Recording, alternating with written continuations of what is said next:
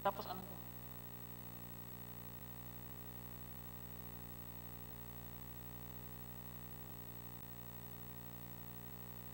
Ito ba yung agenda natin?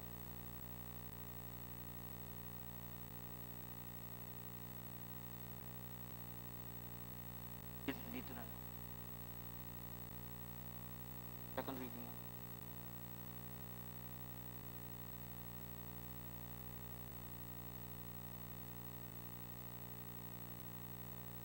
Dati na lang nila.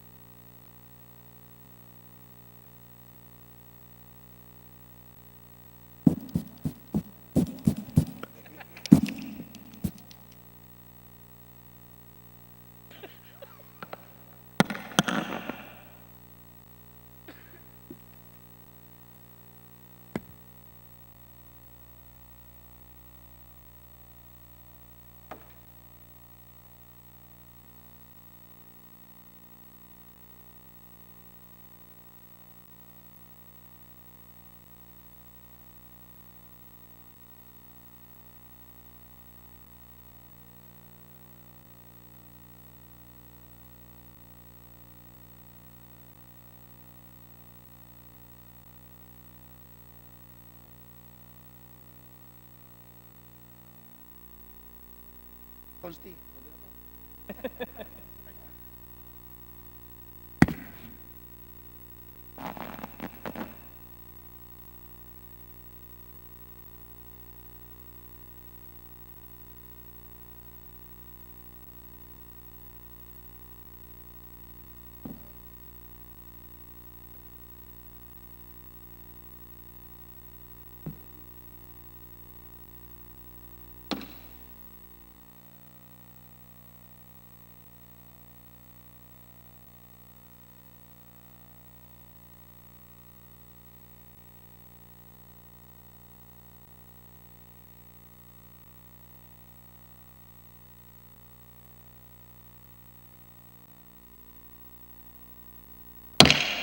Session resumes.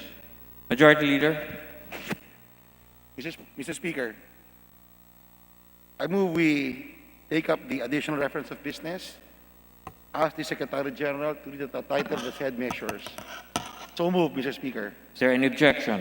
Chair hears none. Motion is approved, and the Secretary General is directed to read the titles of the bills and resolutions on first reading for referral to the appropriate committees. Additional reference of business. Bills on first reading.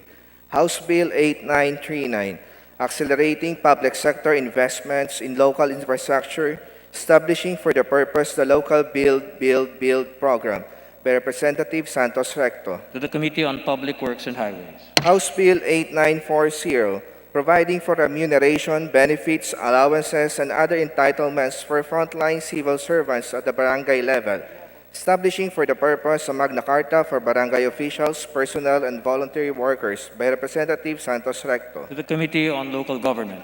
House Bill 8941, providing for a resettlement program for displaced persons residing in danger zones in Davao del Sur by Representative Cagas. To the Committee on Housing and Urban Development.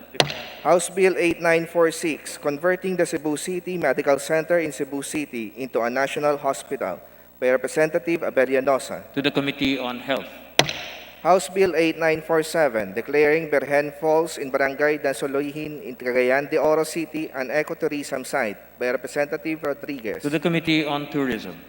House Bill 8948, declaring January 10 of every year as a special working holiday in Cagayan de Oro City to be known as Cagayan de Oro Fiesta Nacional by Representative Rodriguez. To the Committee on Local Government. House Bill 8949, declaring Igbalalay Falls in Barangay Balubal in Cagayan de Oro City an ecotourism site by Representative Rodriguez. To the Committee on Tourism. House Bill 8950, declaring Migtalahid Falls in Barangay Dansoluhin in Cagayan de Oro City an ecotourism site by Representative To Rodriguez. the Committee on Tourism. House Bill 8951, declaring Migtugsok Falls in Barangay FS Catanico in Cagayan de Oro City an ecotourism site by Representative Rodriguez. To the Committee on Tourism. House Bill 8952, declaring Sinulong Falls and Bulao Cold Spring in Barangay Tignapoloan in Cagayan de Oro City an ecotourism site by Representative Rodriguez. Committee on Tourism. House Bill 8953, declaring Ulo Balongkot Falls in Barangay Dansolihon in Cagayan de Oro City an ecotourism site by Representative Rodriguez. To the Committee on Tourism. House Bill 8954, prohibiting the development of, production, stockpiling, use of chemical weapons, and providing for their destruction and providing penalties therefor by Representatives Bustos Bravo, Tupas, Defensor Michael De Jesus, Nograles Jericho, and Romero. To the Committee on Public Works and Safety. Resolutions. House Resolution 1635, urging the Committee on Agriculture to inquire on the proposal of the NEDA to lower pork tariff rates and on the assistance provided to the pork industry through the Agricultural Competitiveness Enhancement Fund by Representative Kimbo. To the Committee on Rules. House Resolution 1636, expressing the profound condolences of the House to the Philippine Province of the Society of Jesus and the family of Father Joaquin J. Bernes, S.J., Dean Emeritus of the Ateneo School of Law and member of the 1986 Constitutional Commission by Representatives Velasco, Romualdez, Ferdinand, and Paduano. To the Committee on Rules. House Resolution 1637, celebrating the Catholic faith and commemorating the 500 years of Christianity in the Philippines by Representatives Velasco, Romualdez, Ferdinand, and Paduano. To the Committee on Rules. Messages from the Senate. Message dated March 8, 2021, informing the House that the Senate on even date passed Senate Bill 1832. To the Committee on Public Order and Safety. Message dated March 8, 2021, informing the House that the Senate on even date passed Senate Bill number 1741. To the Committee on Agriculture and Food. Communication. Letter dated 1 March 2021 of the BSP Deputy Director, Office of the General Counsel and Legal Services, transmitting to the House duly certified copies of certain BSP issuances. To the Committee on Banks and Financial Intermediaries. Committee reports. Report number 830 of the Committees on Health and Appropriations on House Bill 8955. Report numbers 831 and 834 to 837 of the Committees on Tourism and Appropriations on House Bill numbers 8956 and 8960 to 8963. Report number 832 of the Committees on Higher and Technical Education, Appropriations, and Ways and Means on House Bill 8957. Report number 833 of the Committees on Local Government and House Bill 8958. To the Committee on Rules. Additional reference of business. Bills on first reading. House Bill 8959, designating at least one public attorney per branch of the regional trial courts Metropolitan Trial Courts, Municipal Trial Courts, and Municipal Circuit Trial Courts by Representative Revilla. To the Committee on Justice. House Bill 8964, authorizing the DA to use the annual tariff revenues in excess of 10 billion under RA 11203 for direct cash assistance to farmers owning 1 hectare or less of rice land until 2024 by Representative Yap Eric. To the Committee on Agriculture and Food and the Committee on Appropriations. Messages from the Senate. Message dated March 9, 2021, informing the House that the Senate on even date passed House Bill 6413 with amendments. To the Committee on Local Government. Message dated March 9, 2021, informing the House that the Senate on even date passed House Bill 6867 without amendment. To the Committee on Local Government. Message dated March 9, 2021, informing the House that the Senate on even date passed House Bill 7700 with amendment. To the Committee on Local Government. Committee reports. Report numbers 838 to 840 of the Committees on Tourism and Appropriations on House Bill numbers 8965 to 8967. To the Committee on Rules. Majority Leader. Mr. Speaker, I move that we consider for adoption House Resolution number 1627 and that the Secretary General be directed to read the title of the resolution.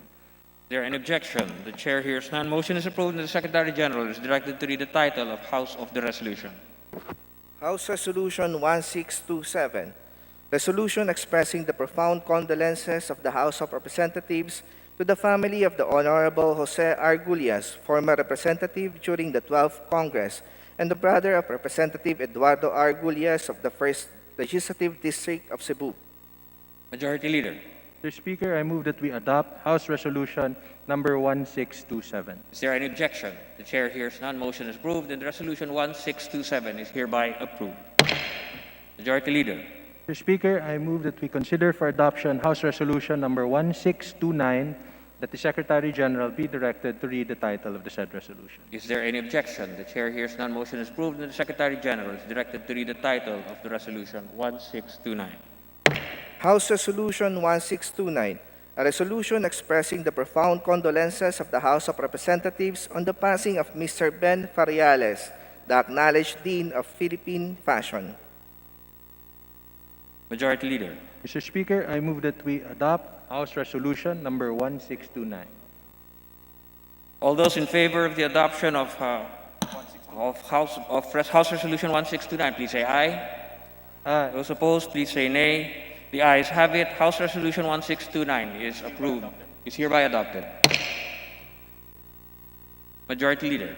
Mr. Speaker, I move that we consider for adoption House Resolution number 1636 in consolidation with House Resolutions 1630 and 1634, and that the Secretary General be directed to read the title of the said resolution. Is there any objection? The Chair hears none. Motion is approved and the Secretary General is directed to read the title of House Resolution 1636.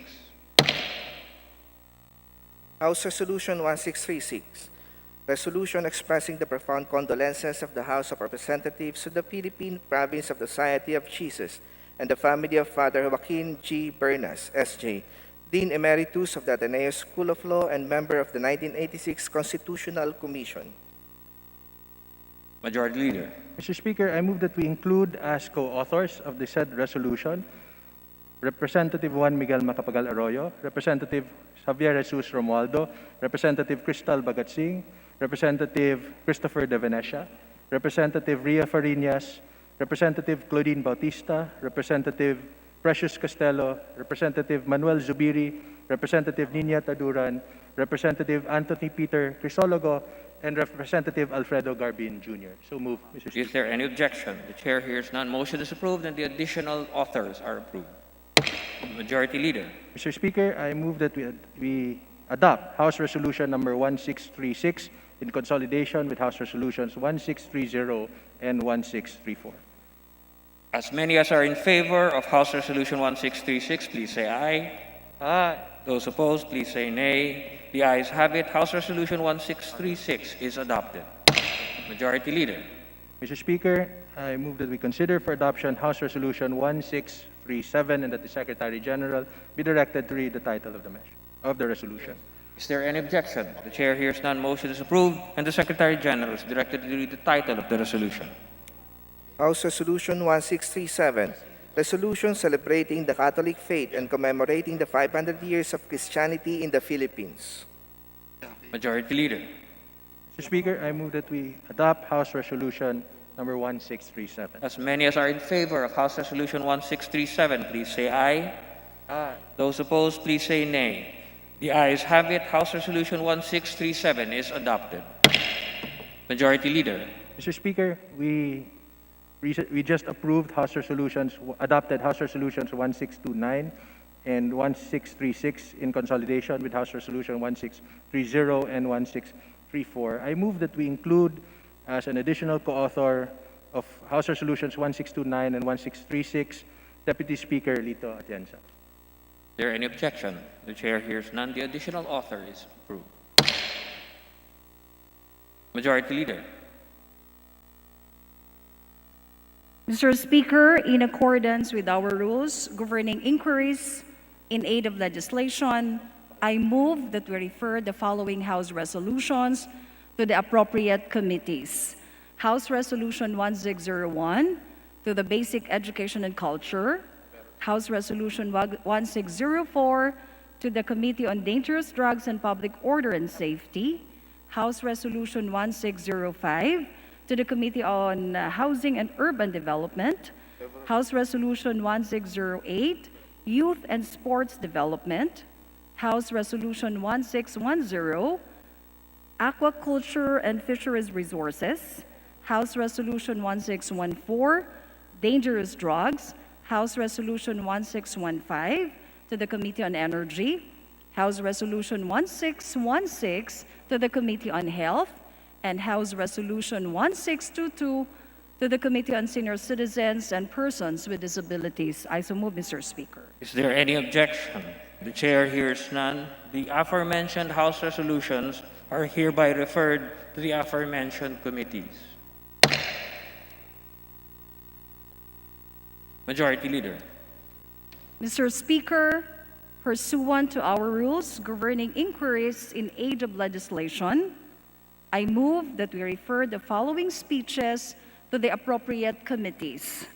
The speech of Representative Defensor last March 1, 2021 to the Committee on Appropriations, Representative Tan March 1, 2021 to the Committee on Women and Gender Equality, Representative Guya March 1, 2021 to the Committee on Energy, Representative Kulyamat last March 1, 2021, Indigenous Cultural Communities and Indigenous People, Representative Castro, March 1, 2021, Basic Education and Culture and Higher and Technical Education, Representative Sinsuat, March 1, 2021, to the Committee on Good Government and Public Accountability, Representative Paduano, last March 1, 2021, to the Committee on Appropriations, Representative Hataman, March 3, 2021, to the Committee on Public Order and Safety, Representative Abante,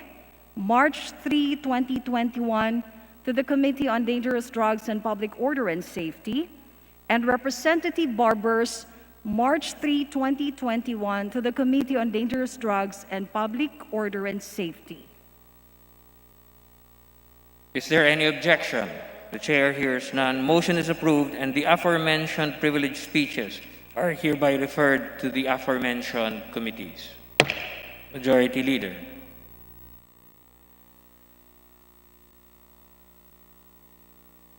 Speaker, I move that we resume consideration of House Bill number 8737, as contained in Committee Report 754, and that the Secretary General be directed to read the title of the measure. Is there any objection? The chair hears none. Motion is approved, and the Secretary General is directed to read the title of the bill. House Bill A737, an act regulating the conduct of off-campus educational activities by public and private schools. Majority Leader. Mr. Speaker, the parliamentary status is that we are in the period, we had terminated the period of sponsorship and debate. And we will now proceed to the period of amendments. First move that we recognize the chairman of the Committee on Basic Education and Culture, Representative Roman Romulo, to receive proposed amendments. The Honorable Romulo is recognized to receive amendments. Majority Leader. Speaker, I now move that we open the period of amendments. Is there any objection? Chair hears none. The period of amendments is open. Thank you, Mr. Chair, Mr. Speaker, Majority Leader. Could we have a 1-minute suspension? Mr. Speaker, I move that we suspend the session for a minute. Session suspended.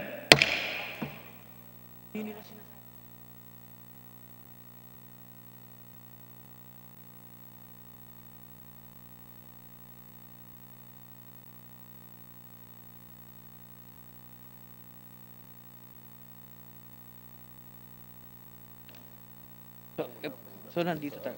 So panay unfinished business ba tayo?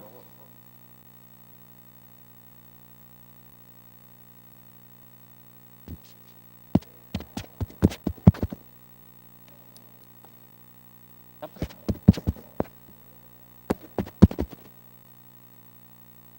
okay. Oo nga pala. Okay.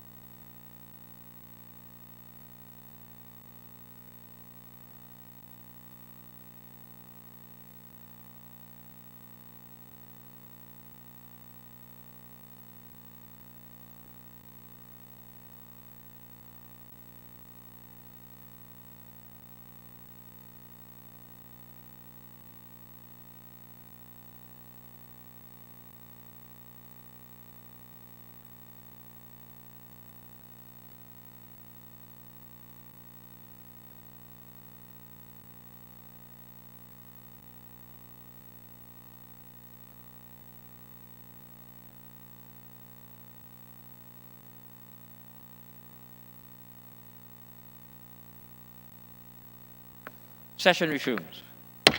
Majority Leader.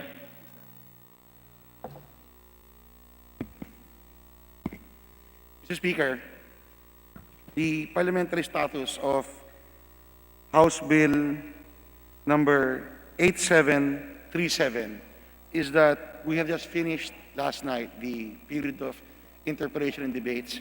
We are now in the period of individual amendments. Mr. Speaker, we recognize the Honorable Chairman, Congressman Roman Romulo. Now, Mr. Speaker, I move we recognize the Honorable Joet Garcia for his individual amendments. So moved, Mr. Speaker. The Honorable Joet Garcia is recognized for his amendments. Thank you, Mr. Speaker. I move to amend House Bill number 8737 to limit the application of proposed measure only to non-curricular, co-curricular, and extracurricular off-campus activities. I have here around 11 amendments, and I'll proceed with the first one. On page 1, section 3A, on line 22, between the words to and activities, delete the phrase or co-curricular, and in lieu thereof, insert the word required. On line 23, between the words activities and are, delete the word that, and in lieu thereof, insert the word and on lines 23 to 24, after the word program, delete the period and the sentence, these include educational tours, field trips, and field study or experiential learning. As amended, Section 3, Paragraph A shall read, A. Curricular activities refer to required off-campus educational activities and are an integral part of the instructional program. I so move, Mr. Speaker. What does the sponsor say? We have no objection. We accept. Majority Leader? Mr. Speaker, the majority joins the distinguished sponsor in accepting the amendments of the Honorable Garcia. Is there any objection? The chair hears none. The aforementioned amendments are hereby approved. Majority Leader? Mr. Speaker, there being no more individual amendments. Meron pa. Meron pa. And more. Okay, I'm sorry, Mr. Speaker. I again move we recognize the Honorable Garcia for added individual amendments. So move. The Honorable Garcia may proceed. Thank you, Mr. Speaker. On page 2, section 3C, on line 1, after the word non-curricular, insert comma and the word co-curricular. And on line 1, between the words to and non-program, insert the phrase off-campus activities that may or may not be anchored on standard curriculum and are considered. As amended, Section 3, Paragraph C shall read, letter C, non-curricular, co-curricular, or extracurricular activities refer to off-campus activities that may or may not be anchored on standard curriculum and are considered non-program-based activities but are deemed relevant and desirable to broaden the opportunity for learning. I so move, Mr. Speaker. What does the distinguished sponsor say? We accept, Mr. Speaker. Majority Leader? Mr. Speaker, we join the distinguished sponsor in accepting the individual amendments. Mr. Speaker, I move that we again recognize Is there any the Honorable objection? Garcia. The chair hears none. The amendment is approved. Majority Leader? Mr. Speaker, I move we recognize the Honorable Joet Garcia for added individual amendments. So move. The Honorable Joet Garcia may continue. Mr. Speaker, on page 2, section 4, line 11, between the words off-campus and educational, insert the phrase non-curricular, co-curricular, or extracurricular. As amended, section 4 shall read, section 4, coverage. This act shall apply to all local off-campus, non-curricular, co-curricular, or extracurricular educational activities undertaken by public and private educational institutions under the supervision of the Department of Education and the Commission on Higher Education. I so move, Mr. Speaker. What does the distinguished sponsor say? We accept, Mr. Speaker. Majority Leader? Mr. Speaker, the majority joins the sponsor in accepting the amendments. Is there any objection? The chair hears none. The amendment is approved. Mr. The Speaker, Honorable Garcia may proceed. On page 2, section 5, on line 16, between the words off-campus and educational, insert the phrase non-co-curricular, co-curricular, and extracurricular. On lines 16 to 17, between the words off-campus and educational, insert the phrase non-co-curricular, co-curricular, and extracurricular. On line 19, after the semicolon, insert the word or. On line 21, delete the entire paragraph B. On line 23, replace letter C with letter B. On lines 26 to 28, delete the entire first sentence. And on line 28, before the word no, delete the word in, and in lieu thereof, insert the phrase participation in any off-campus, non-curricular, co-curricular, and extracurricular activities shall be voluntary and in. As amended, Section 5 shall read as follows. Section 5, conditions for off-campus, non-curricular, co-curricular, and extracurricular educational activities. No off-campus, non-curricular, co-curricular, and extracurricular educational activities shall be undertaken unless they are A, relevant and aligned with the educational competencies of the curriculum, or B, necessary to the acquisition of relevant knowledge, skills, and values of the learners. Participation in any off-campus, non-curricular, co-curricular, or extracurricular activities shall be voluntary, and in no case shall the inability to participate in the off-campus activity constitute a failure to complete any requirement or in any way put the learner at a disadvantage. I so move, Mr. Speaker. What does the Honorable Romulo say? We accept, Mr. Speaker. Majority Leader? Mr. Speaker, the majority joins the distinguished sponsor. Is there any objection to the amendment? The Chair hears none. The amendment is approved. The Honorable Garcia may proceed. Thank you, Mr. Speaker. On page 2, line 32 up to page 3, line 32, delete the entire provision of Section 6. I so move, Mr. Speaker. What does the distinguished Romulo say?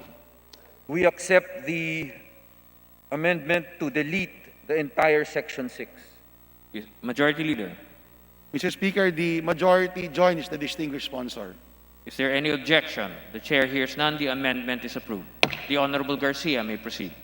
On page 3, Section 7, Mr. Speaker, on line 34, after the word SEC or SEC period, replace the number 7 with the number 6. On line 23, between the words off and venues, delete the word off campus. On line 37, between the comma and the word relevant, insert the phrase the local government units or LGUs. And on line 40, insert the words non-curricular, co-curricular, or extracurricular before the word activities. On page 4, line 13, before the word off-campus, insert the phrase non-curricular, co-curricular, or extracurricular. As amended, the first paragraph of Section 6 shall read, Section 6, accreditation of venues and destinations. The DepEd and CHED, in consultation with the Department of Tourism, National Museum of the Philippines, National Historical Commission of the Philippines, Yes. National Commission for Culture and the Arts, the local government units or LGUs, and other relevant government agencies shall separately accredit the venues, destinations, and activities where the educational institutions under their respective jurisdictions may conduct, hold, or participate in off-campus, non-curricular, co-curricular, or extracurricular activities. In accrediting off-campus venues, destinations, and activities, the respective agencies that consider the following, and the last paragraph shall read, only venues, destinations, and activities accredited pursuant to this section may be considered by educational institutions in planning for and in implementing off-campus, non-curricular, co-curricular, or extracurricular educational activities. I so move, Mr. Speaker. What does the distinguished sponsor say? We accept, Mr. Speaker. Majority Leader? The majority joins the distinguished sponsor. Is there any objection to the amendment? The Chair hears none. The amendment is approved. The Honorable Garcia may proceed. On page 4, lines 15 to 26, delete the entire provision of Section 8. I so move, Mr. Speaker. What does the distinguished sponsor say? We accept, Mr. Speaker. Majority Leader? The majority joins the distinguished sponsor, Mr. Speaker. Is there any objection to the amendment? The Chair hears none. The amendment is approved. The Honorable Garcia may proceed. On page 4, Section 9, on line 28, after the word SEC period, replace the number 9 with the number 7. On line 28, between the words off-campus and educational, insert the phrase non-curricular, co-curricular, or extracurricular. On line 34, between the words the and/or delete the word program, and in lieu thereof, insert the phrase educational value, and on line 35, between the word curriculum and the comma, delete the word requirements, and in lieu thereof, insert the word enhancement. The amended provisions of Section 7 shall read, Section 7, promulgation of policies and guidelines for off-campus, non-curricular, co-curricular, or extracurricular educational activities. The DepEd and CHED shall separately promulgate specific policies and guidelines for the guidance of educational institutions, learners, parents or guardians, and other stakeholders involved in the implementation of off-campus educational activities. The policies and guidelines shall include the following: A, design of the off-campus activities with due regard to the educational value or curriculum enhancement or other learning objectives sought to be achieved, and taking into consideration the academic freedom of institutions of higher learning, provided that alternative or parallel activities shall be prepared for learners who are unable to participate in off-campus educational activities. I so move, Mr. Speaker. What does the distinguished sponsor say? We accept, Mr. Speaker. Majority Leader. The majority accepts the amendments of the sponsor, Mr. Speaker. Is there any objection to the amendment? The chair hears none. The amendment is approved. The Honorable Garcia may proceed. On page 5, section 10, on line 6, after the word SEC period, replace the number 10 with the number 8. On line 6, between the words off-campus and activities, insert the phrase non-curricular, co-curricular, or extracurricular. As amended, the first paragraph of section 8 shall read, Section 8, outsourcing of services for off-campus, non-curricular, co-curricular, or extracurricular activities. The conduct of off-campus educational activities shall primarily utilize the resources and transport equipment of the educational institutions concerned. In case of absence or inadequacy of such resources and equipment, educational institutions may outsource their needs from accredited service providers, provided that the overall responsibility for the off-campus activities shall remain with the educational institution, provided further that the service provider shall not be relieved of any responsibility in case of failure to exercise the degree of care and vigilance required under the circumstances, provided finally that in no case shall the off-campus activity be left to the control and management of the service provider. I so move, Mr. Speaker. What does the distinguished sponsor say? We accept, Mr. Speaker. Majority Leader. We, the majority, accept the amendments of the sponsor, Mr. Speaker. Is there any objection to the amendment? The chair hears none. The amendment is approved. The Honorable Garcia may proceed. On page 5, section 11, on line 40, after the word SEC period, replace the number 11 with the number 9. On line 44, between the words off-campus and educational, insert the phrase non-curricular, co-curricular, or extracurricular. On line 45, between the words destinations and accredited, insert the phrase as may be identified and. On line 47, after the acronym CHED, place a semicolon and insert the clause or an employee of an educational institution who shall conduct or organize an off-campus, non-curricular, co-curricular, or extracurricular activities without the express written consent of the educational institution where the participating learners belong. The amended provisions of Section 9 shall read, Section 9, Penal Provisions. Any violation of the provisions of this Act after due notice and hearing shall be penalized by the DepEd or CHED as herein provided. Letter A, an educational institution which conducts off-campus, non-curricular, co-curricular, or extracurricular educational activities outside those off-campus venues and destinations as may be identified and accredited by the DepEd or CHED, or which engages the services of a service provider not accredited by the DepEd or CHED, or an employee of an educational institution who shall conduct or organize an off-campus, non-curricular, co-curricular, or extracurricular activities without the express written consent of the educational institution where the participating learners belong shall be punished by : I so move, Mr. Speaker. What does the distinguished sponsor say? We accept, Mr. Speaker. Majority Leader, Mr. Speaker, in behalf of the majority, we join the sponsor. is there any objection to the amendment? The chair hears none. The amendment is approved. The Honorable Garcia may proceed. And finally, Mr. Speaker, for the last amendment, the succeeding sections 12 to 15 shall be renumbered accordingly. I so move, Mr. Speaker. What does the distinguished sponsor say? We accept, Mr. Speaker. Majority Leader, Mr. Speaker, in behalf of the majority, we join the sponsor. is there any objection to the amendment? The chair hears none. The amendment is approved. Majority Leader, Mr. Speaker, I move we recognize the Honorable Franz Castro for her proposed individual amendments. So move, Mr. Speaker. the Honorable Franz Castro is recognized.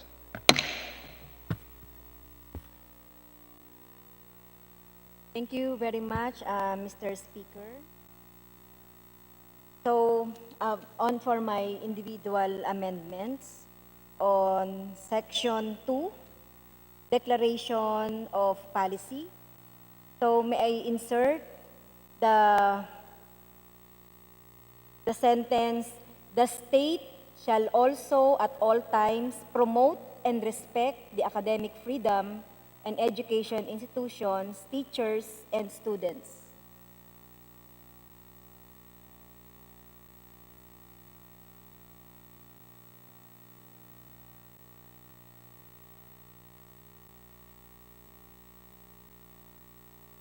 What does the sponsor say? We do not accept, Mr. Speaker. Please proceed with further amendments, the Honorable Castro. Again, on the declaration of policy, so delete the second paragraph, or delete the second paragraph, Mr. Chair. For the reason that it is not true that the activities outside the schools diminishes the security provided within its walls and subjects learners to safety concerns. What does the sponsor say?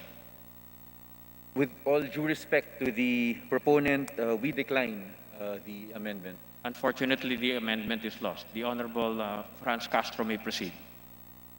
On page 1, after line 18, insert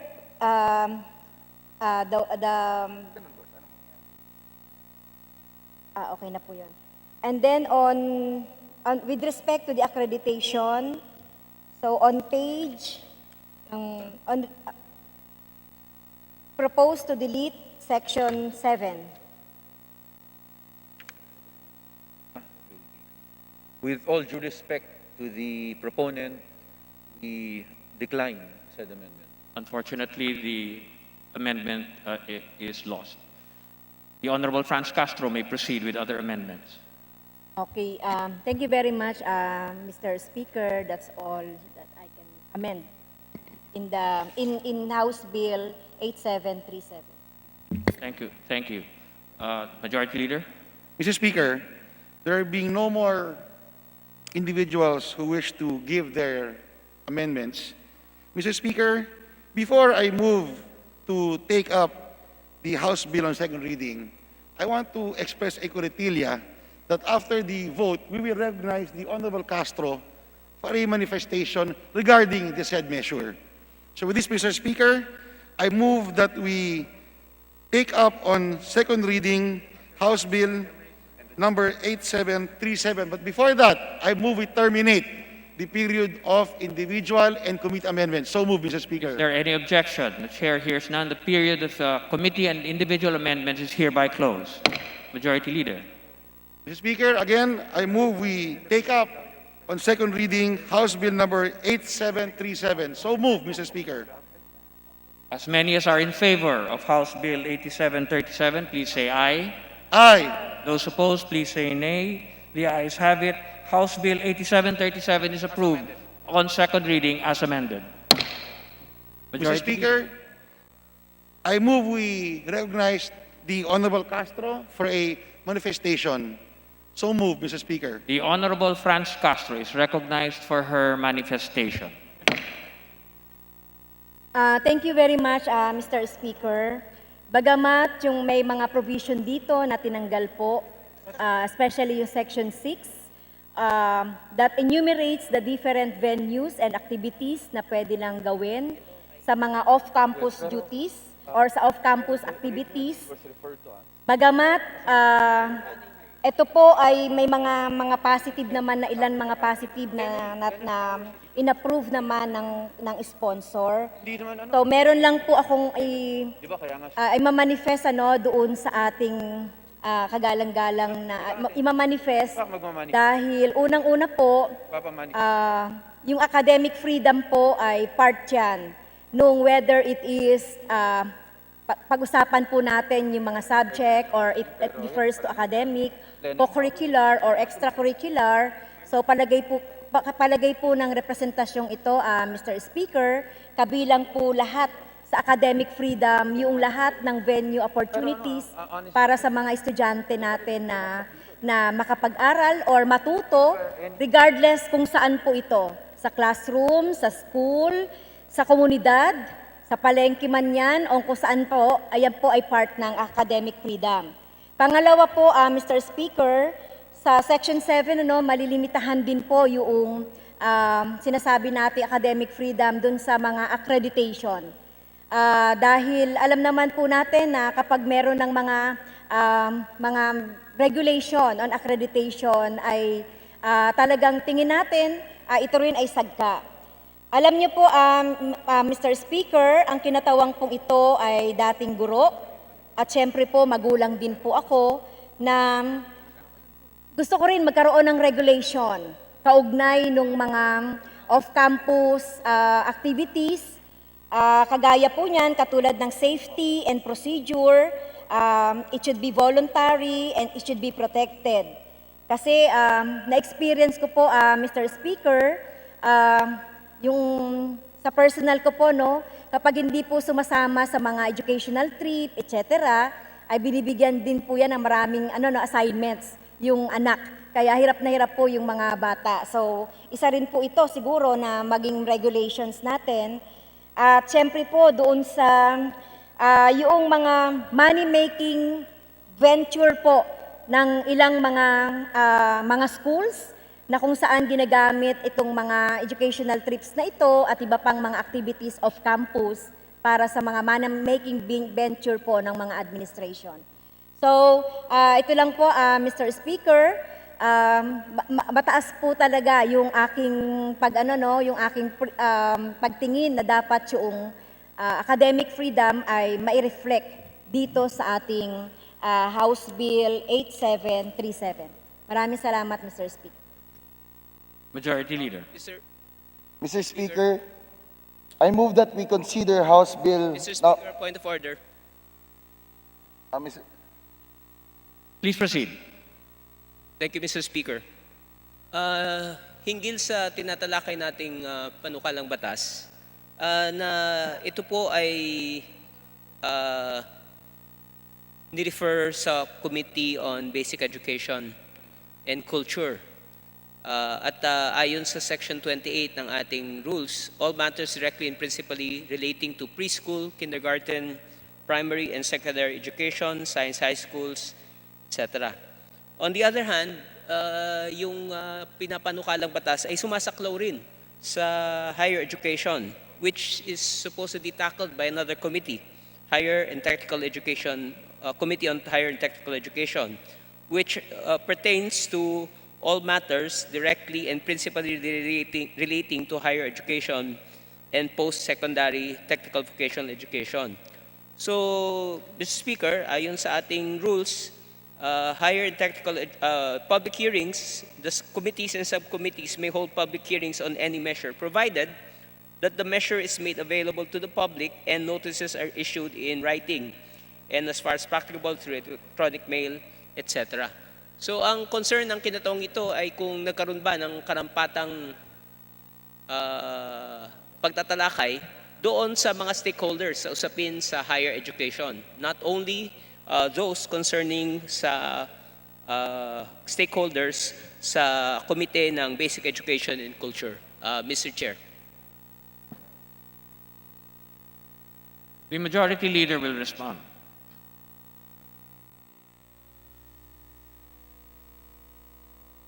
Mr. Speaker, I move to suspend for a few minutes. Session suspend.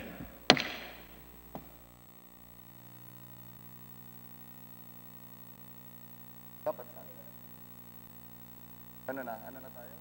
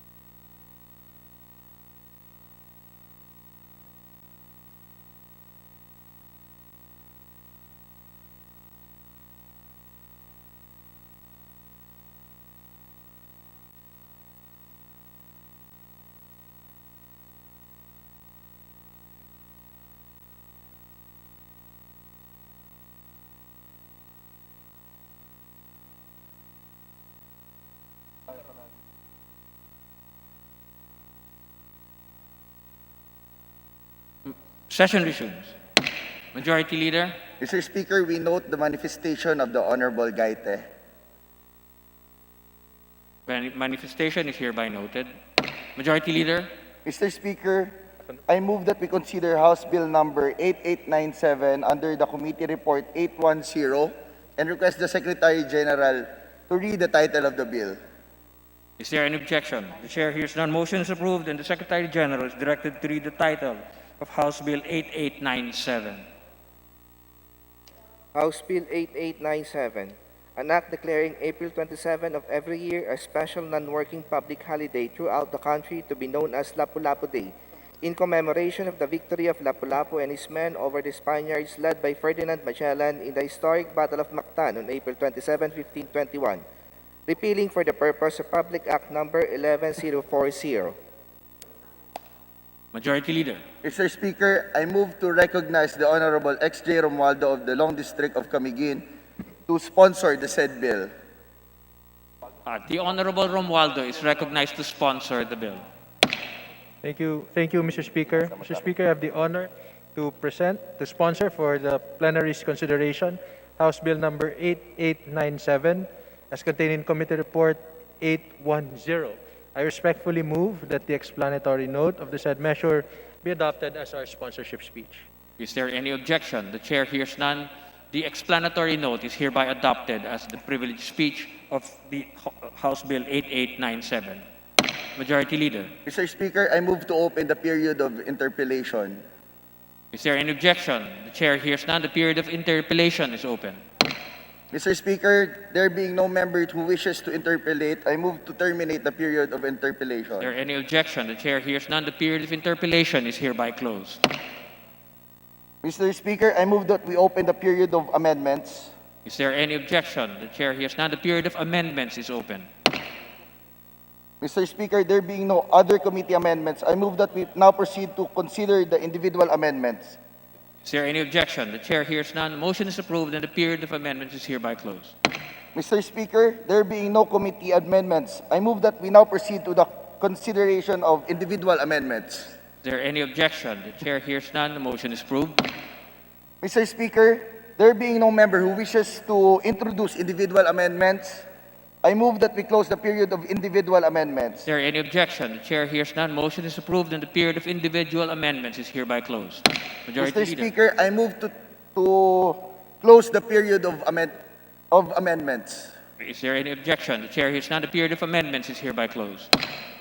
Majority Leader. Mr. Speaker, I move that we vote on second reading House Bill number 8897. So move, Mr. Speaker. As many as are in favor of House Bill 8897, please say aye. Aye. Those opposed, please say nay. The ayes have it. House Bill 8897 is hereby approved on second reading. Majority Leader. Mr. Speaker, I move for a few minutes of suspension. Session suspended.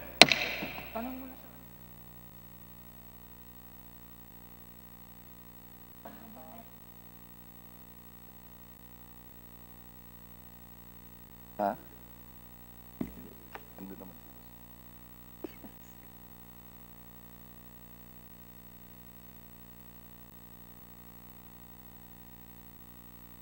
Session resumes. Majority Leader.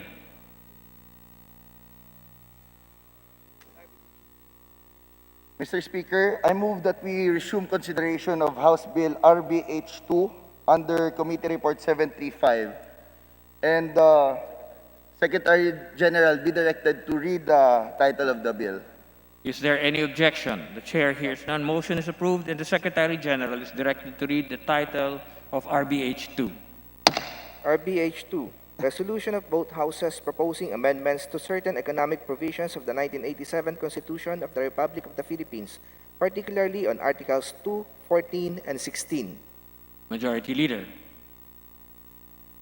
Mr. Speaker, the parliamentary status of the bill is it's under the period of sponsorship debate, and I move to recognize the Honorable Alfredo Garbin of Ako Bicol Party List to sponsor the said bill. The chairperson of the Constitutional Amendments Committee is the Honorable Garbin is recognized to sponsor the measure. Thank you, Mr. Speaker. Majority Leader. Mr. Speaker, I move to recognize the Honorable Ria Vergara of the 3rd District of Nueva Ecija to her interpellation.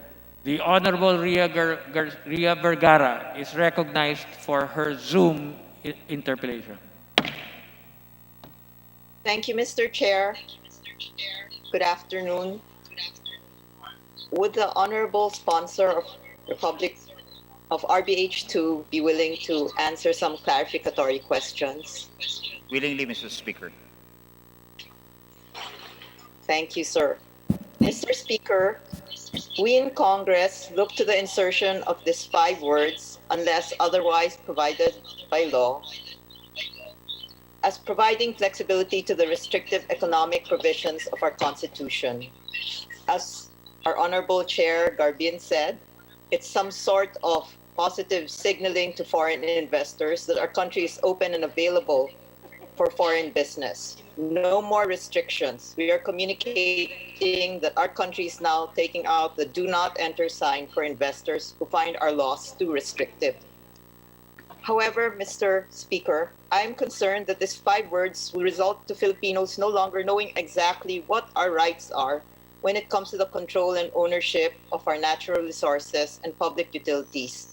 At least now, for instance, we all know that the 60-40 is the rule of the land when it comes to the use of our resources and the ownership of utilities. that is explicitly clear. The phrase endangers the safeguards of our 1987 Constitution has put in place for our national patrimony and economy. And while I agree with our honorable sponsor that we want our Constitution to be resilient to challenges so we are able to seize opportunities when they come, I also believe that our Constitution must be clear, transparent, and participatory. And so my question, honorable sponsor, Mr. Speaker, is how do you, sir, envision balancing interests which are upholding our national identity and patrimony on the one hand, and on the other, the ultimate intent of opening up our economy to higher foreign participation and control? How do you propose to mitigate the risks that accompany the possible full liberalization of some of our critical sectors? Thank you, Mr. Speaker. The question relates to the principles and provisions of the Constitution. Now, the Constitution allows balance between two important values. Number one is the Filipino interest, and number two is the economic prosperity. Now, under Section 19, Article 2 of the 1987 Constitution, it states that the state shall develop a self-reliant and independent national economy effectively controlled by Filipinos. Section 19, inasmuch as a constitutional principle, each constitutional principle or provisions and principles should be read in conjunction with other provisions of the Constitution to attain a balance of economic development. In particular, the Constitution has also Article 9 or Article 2, Section 9, which reads, "The state shall promote a just and a dynamic social order that will enjoy the prosperity and independence of the nation and free the people from poverty through policies that provide adequate social services, promote full employment and a rising standard of living, and an improved quality of life for all." So thus, the state's goal is not only to absolutely ensure Filipino control, but to create a balance between that and national prosperity. One constitutional principle should not be treated as superior over the other. For this purpose, we are adding flexibilities in the amendments to allow quick changes so our policies can adjust according to the needs of our circumstance, always considering and without needing to derogate from any valued constitutional principle. So in other words, Mr. Speaker, just as the state cannot disregard Section 19, it is also cannot disregard Section 9, any application of which is limited by the other and with good reason.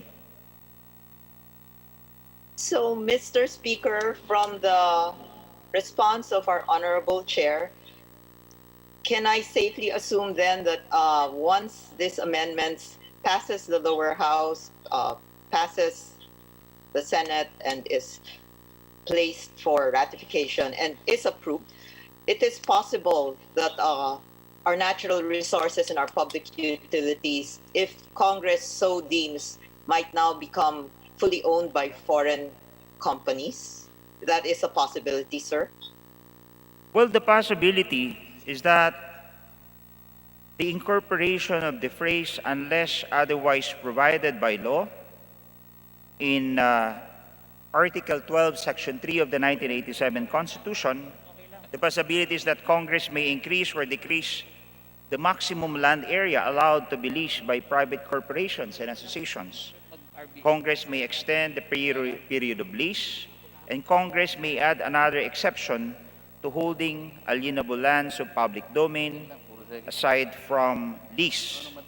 And Congress may also lift the restriction against holding of lands of public domain by corporations or association.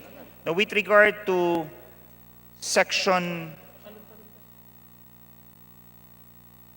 11, Article 12, which refers to public utilities, Congress may allow to extend the granting of franchise, certificate, etc. to non-Filipino citizens. Congress may increase or decrease the Filipino ownership requirement, qualified corporations and associations, and Congress may not authorize a franchise, certificate, etc. to be exclusive in character or extend the period to more than 50 years. So that is the implication of the incorporation of the phrase unless otherwise provided by law in those specific provision to which I have mentioned. If ever this will be approved by the sovereign Filipino people. Yes, Mr. Speaker, not too long ago, towards the end of 2019, there was a House resolution and the Senate investigation on the 40% stake of China's State Grid Corp in the National Grid Corporation, the company in charge of all the major transmission lines of our country. The issue of the Senate investigation was Chinese interference in our energy sector. The Senate was concerned about our country's national security, and Senator Gatchalian even promised that the power grid's operation would be closely monitored and would remain in the hands of Filipinos.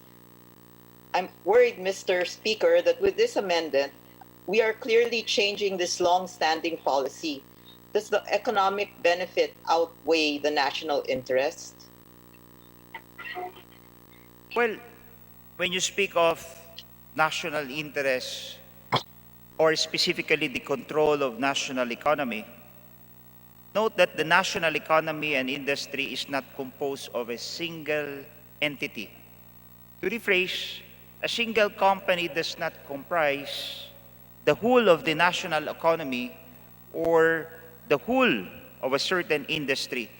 What the Constitution is guarding against foreign control of our national economy or a specific industry imbued with public interest is not foreign control of a particular company within an industry and which contributes to the national economy. So I repeat that national economy and industry is not composed of a single entity.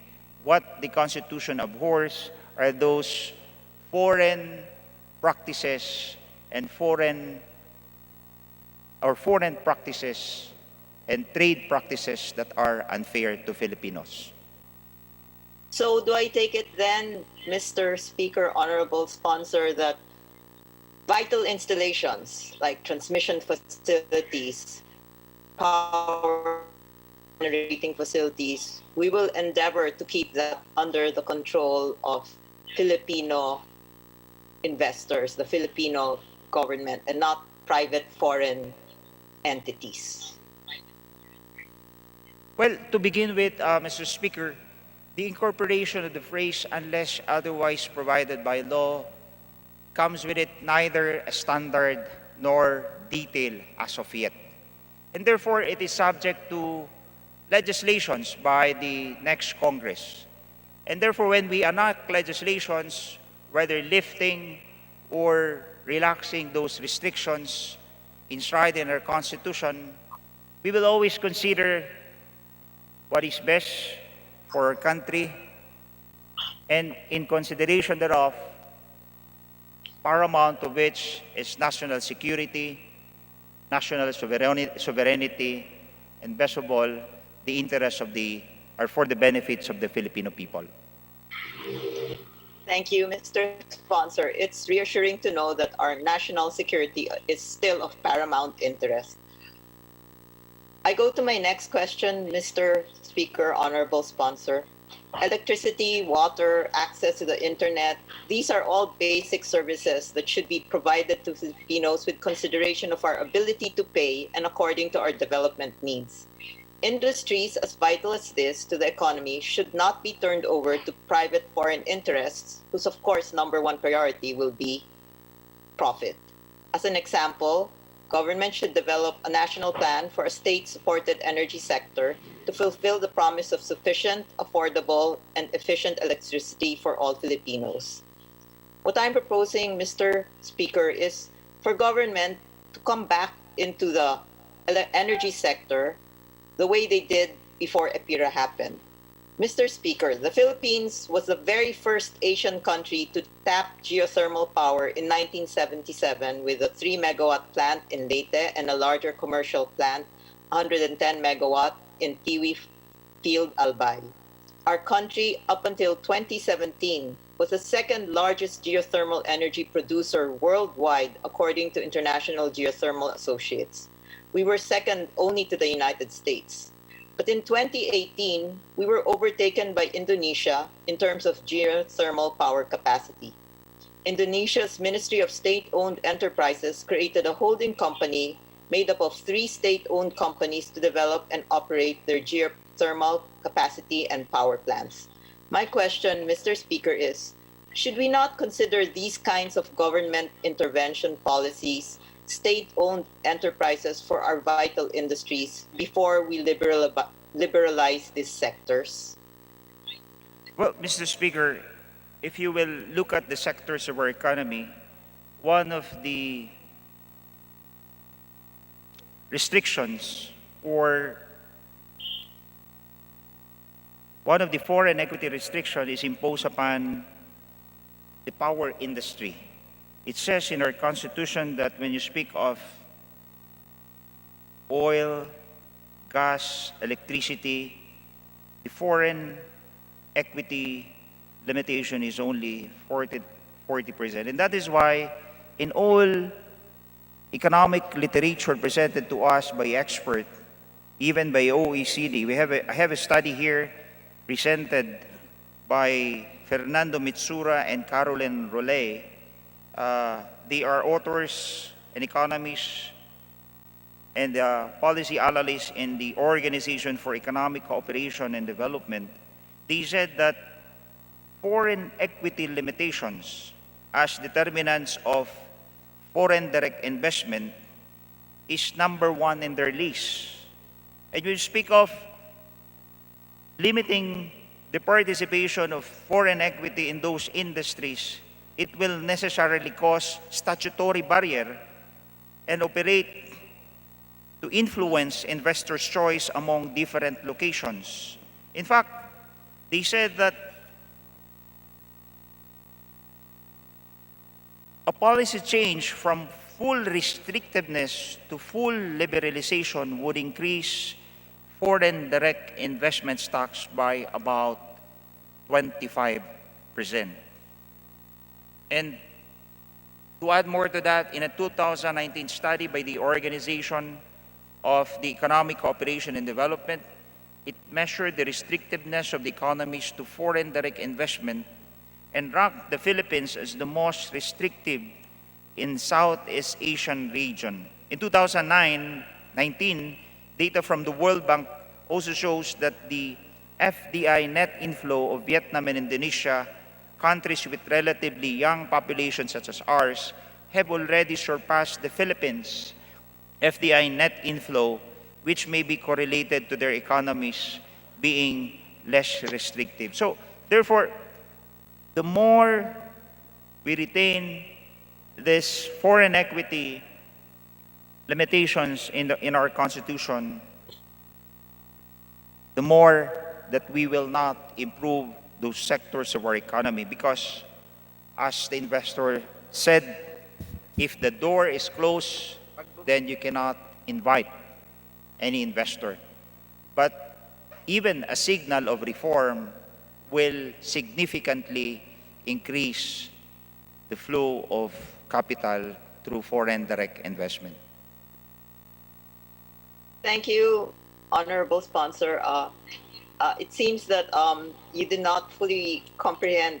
Maybe I should make my question clearer. My question, Mr. Sponsor, is I was wondering, might it not be a good idea that before we liberalize these vital sectors, for instance, public utilities, that we consider government policies where the government, like what they did in Indonesia, the state-owned enterprises, what it came in and developed their geothermal resource. Are we then going to allow just foreign investors to develop our natural resources? That was the question Mr. Speaker, honorable sponsor, should we not consider government policy state-owned enterprises for our vital industries the way it used to be before EPIRA was implemented, so that we can be the ones to enjoy the fruits of the resources in our country? Might it not be a better course to support Filipino companies or even allow the government to once again enter geothermal generation so that we do not need foreign direct investors to be the ones to develop this for us the way Indonesia is doing it now? They're using state-owned enterprises to develop their geothermal resources. The present circumstance points to the preferred choice of Filipino. In fact, the Constitution states that in the development, exploration, and utilization of our natural resources, which is under the control and supervision of the government, preferred ho yung ating mga kababayan, yung Filipino. It's just that infrastructure required in these sectors of the economy is generally capital intensive. Yun nga ho yung problema.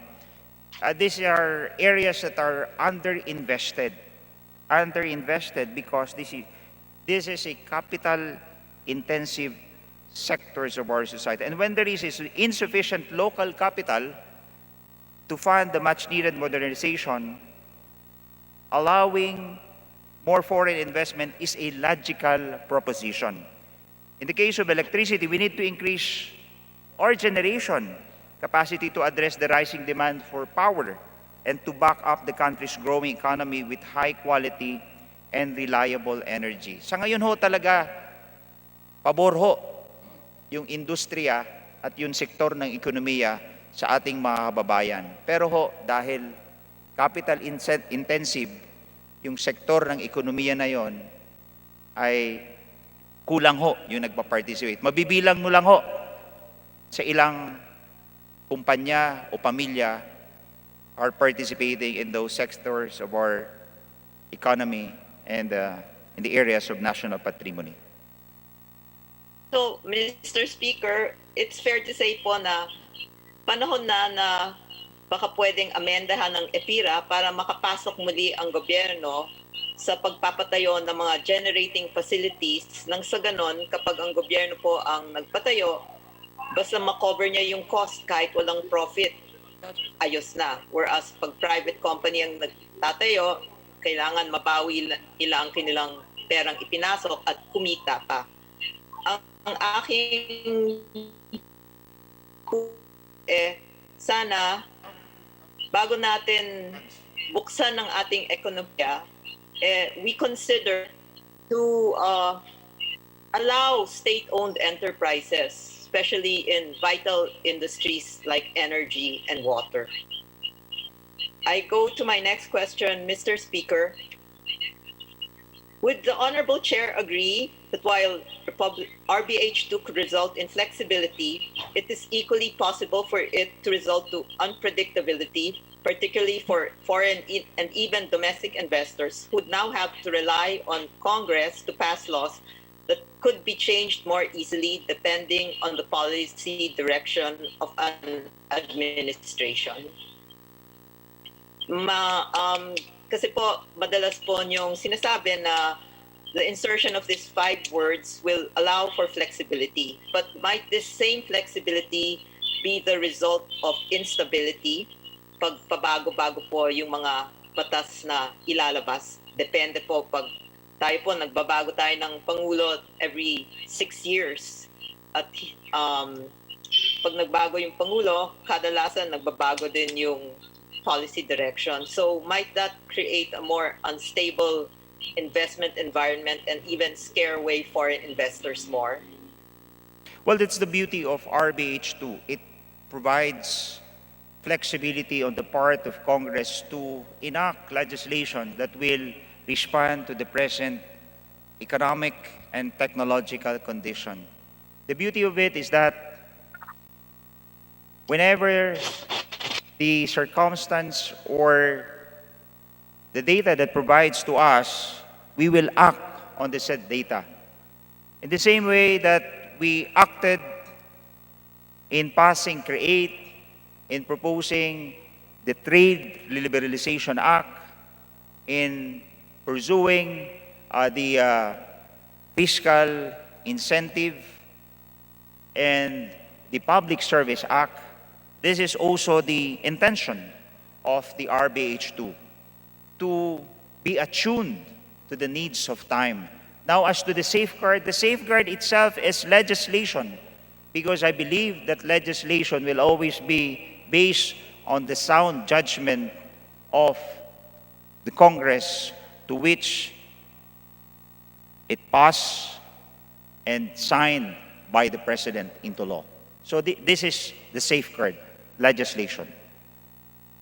So, Mr. Chair, honorable sponsor, you are not worried that every 6 years we have a new administration. Every 3 years we vote in new congressmen, that this flexibility might result to more instability. But that is something you consider too, or you think that it's not really something that we should worry about?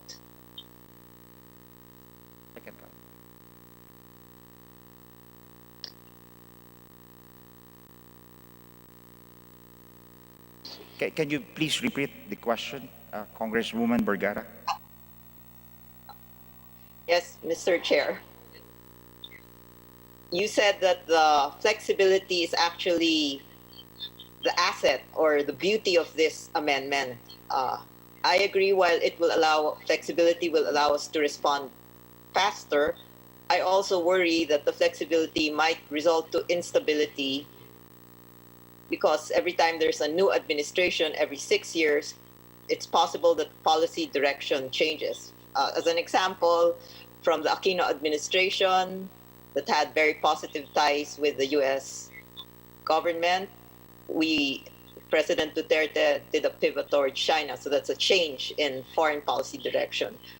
I fear that these 5 words might result, the flexibility that it provides might cause more instability, and as a result might actually be more of a deterrent to foreign investors. Well, that's the province of legislative power. When you speak of legislative power, that is the power to enact laws and to alter or repeal them when the common good so requires. So that's always the safeguard. Whenever we enact legislations here, or when we pass or modify or alter any legislations, it is always grounded, or we're always guided by the common good, public interest. And so that is always the safeguard. So I'm not worried at all. Okay, thank you, Mr. Chair. In a previous interpellation of Senior Deputy Majority Leader Remulla, he talked about the parity clause. And like you, I was not born during that time either. And I don't think neither was Congressman Remulla. But in 1947, former President Rojas on March 6 said in his campaign to ratify the parity amendment in our 1935 Constitution, he said, and I quote, "Capital is very shy. Capital will not go to any country where it is not welcome.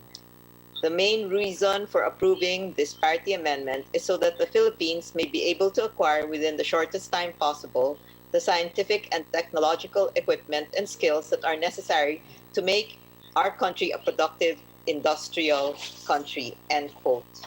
So, Mr. Speaker, this RBH2 and the proposal that we have is, one, to develop our country from an agricultural to a more progressive industrial economy, and 2, because we lack capital to build key industries, specifically in mining and utilities. So the objectives of RBH2 do not seem too different from the objectives of the proposed constitutional amendment of the parity amendment way back in 1946. Do you agree, Mr. Sponsor?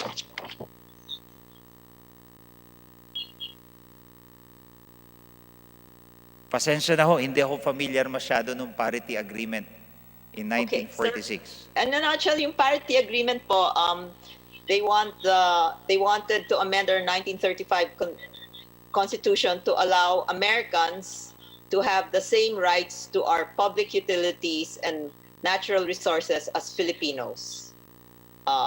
There was, because in the 1935 Constitution, there was also the 60-40 sharing, but with the parity amendment, they said for 28 years, American investors, American citizens will have the same rights as Filipino citizens to natural resources of the Philippines and to operate and own public utilities. And that was the parity amendment. It was only effective for 28 years, and it was only for one country, the United States. And it didn't achieve all it claimed to do. It actually hampered our industrial development, as we see today. My question then is, aren't we subjecting our economy in a more precarious position by pursuing amendments similar to the parity clause that are targeted and will allow an even greater degree of foreign control in more of our industries? Because now it's not just natural resources and public utilities, it's also mass media, education, advertising. So my question, Mr. Chair, is if the parity clause of 1946 did not help our country at all, and it was for a fixed amount of time, only 28 years, and only opened our country to one nation, the United States, di po ba mas delikado itong RBH2 kasi now we're open to any country, I guess, that we have positive relationships with, and there's no time limit of 28 years. Although, again, as you mentioned, we can legislate and we can change as we deem necessary as we go forward. In answer to your question, Mr. Speaker, I've stated earlier that the incorporation of the phrase "unless otherwise provided by law" does not come with it standard nor details as of yet. But it imposes a condition. The condition is passing of a legislation. So meaning, this is totally different from the one that you have compared, the parity law of 1946. Malayo ho yung comparison dito. What it provides is flexibility from inflexibility of those constitutional provisions to which it is attached. From rigidity to becoming flexible. Wala pa hong detalye, wala pa hong standard ito. So meaning, if the condition like passing of a law and signed by the President in order for it to become a law, it will negate the restriction to which it is attached. Like, for example, the 60-40 foreign equity participation in the public utilities. But as to whether we will increase the foreign equity participation to say 49, 60, 70, or 100%, that is up to the next Congress to decide. Mr. Sponsor, I think the question being asked of you is that there was an analogy between the 1946 parity amendment because it came also as an amendment to the 1935 Constitution. The interpellator, the Honorable Ria Vergara, is asking whether or not it has some analogy because, according to her, the promises of the 1946 parity agreement did not come into fruition. And considering that RBH2 now promises also conditions for the future use of the Congress, it is a little bit wary if that will still be the case, as in the case of the parity amendment. That was the question. Thank you, Mr. Speaker. I have the same answer.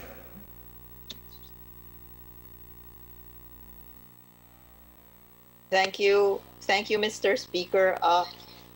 Mr. Sponsor,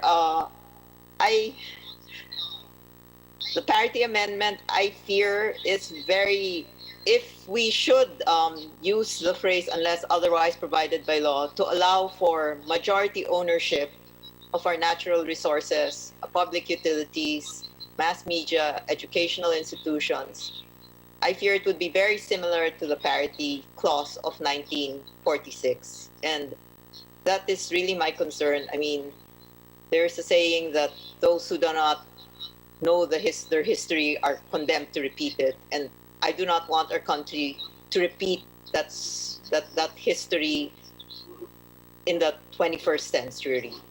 My last question, Mr. Speaker, Well, Mr. just Chair, a brief is, response, do we have- Mr. Speaker, to the query and manifestation of Congresswoman Vergara.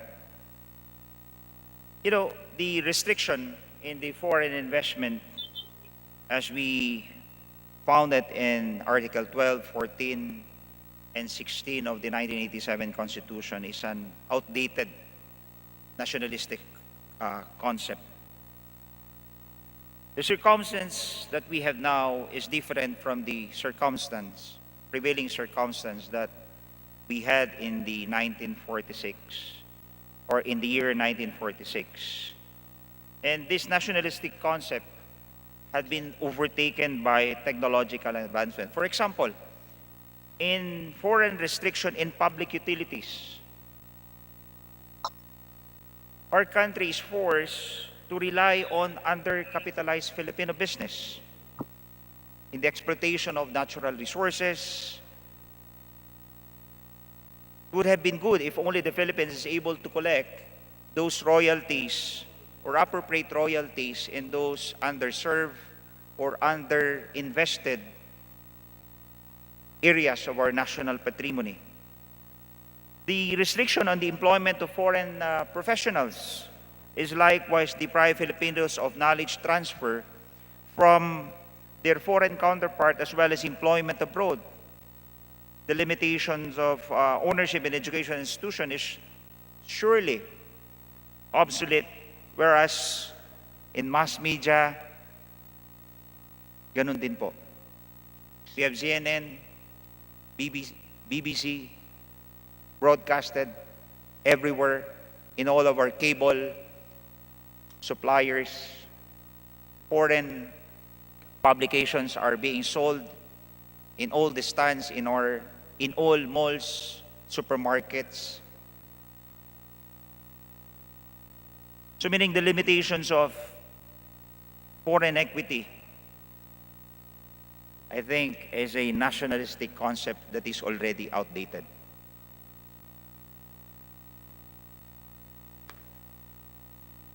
Mr. Speaker, I don't think patriotism or nationalism is a concept that can be outdated. I think it's a principle that as a Filipino, I'm proud to say I believe in.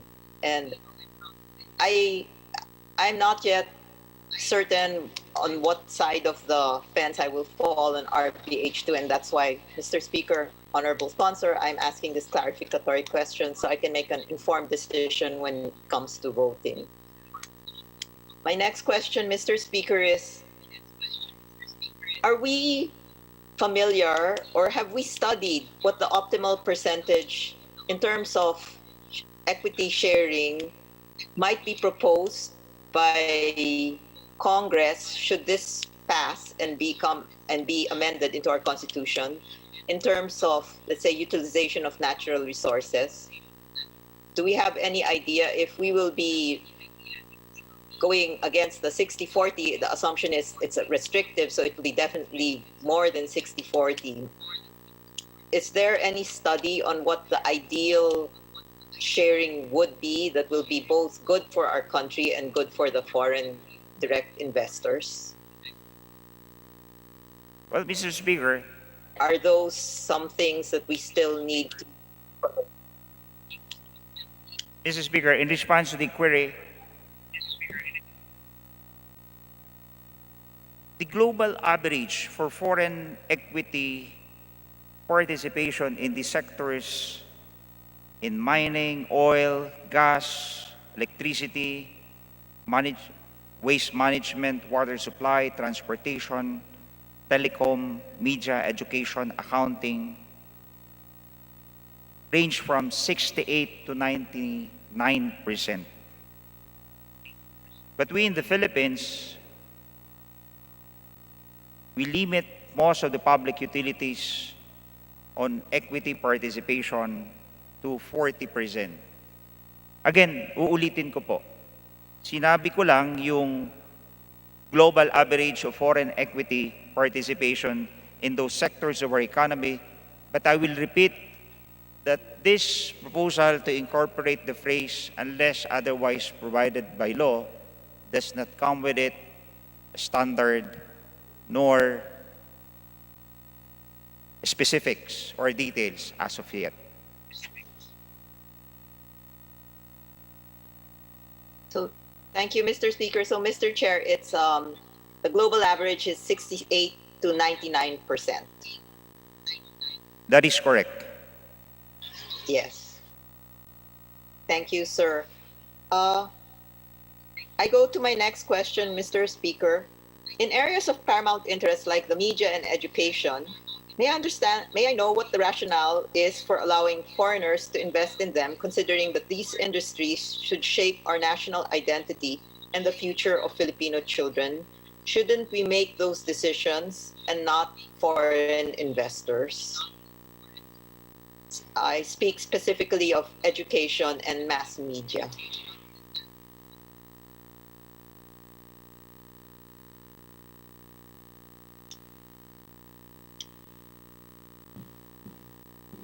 Mr. Speaker, I ask this because as a member of the Committee in Creative Industry, our Filipino talents, the Filipino talents, we can't compete with foreign talents, even in our own country. And we're looking of ways and means with Chair Toff de Venecia on how to maximize exposure for Filipino talents.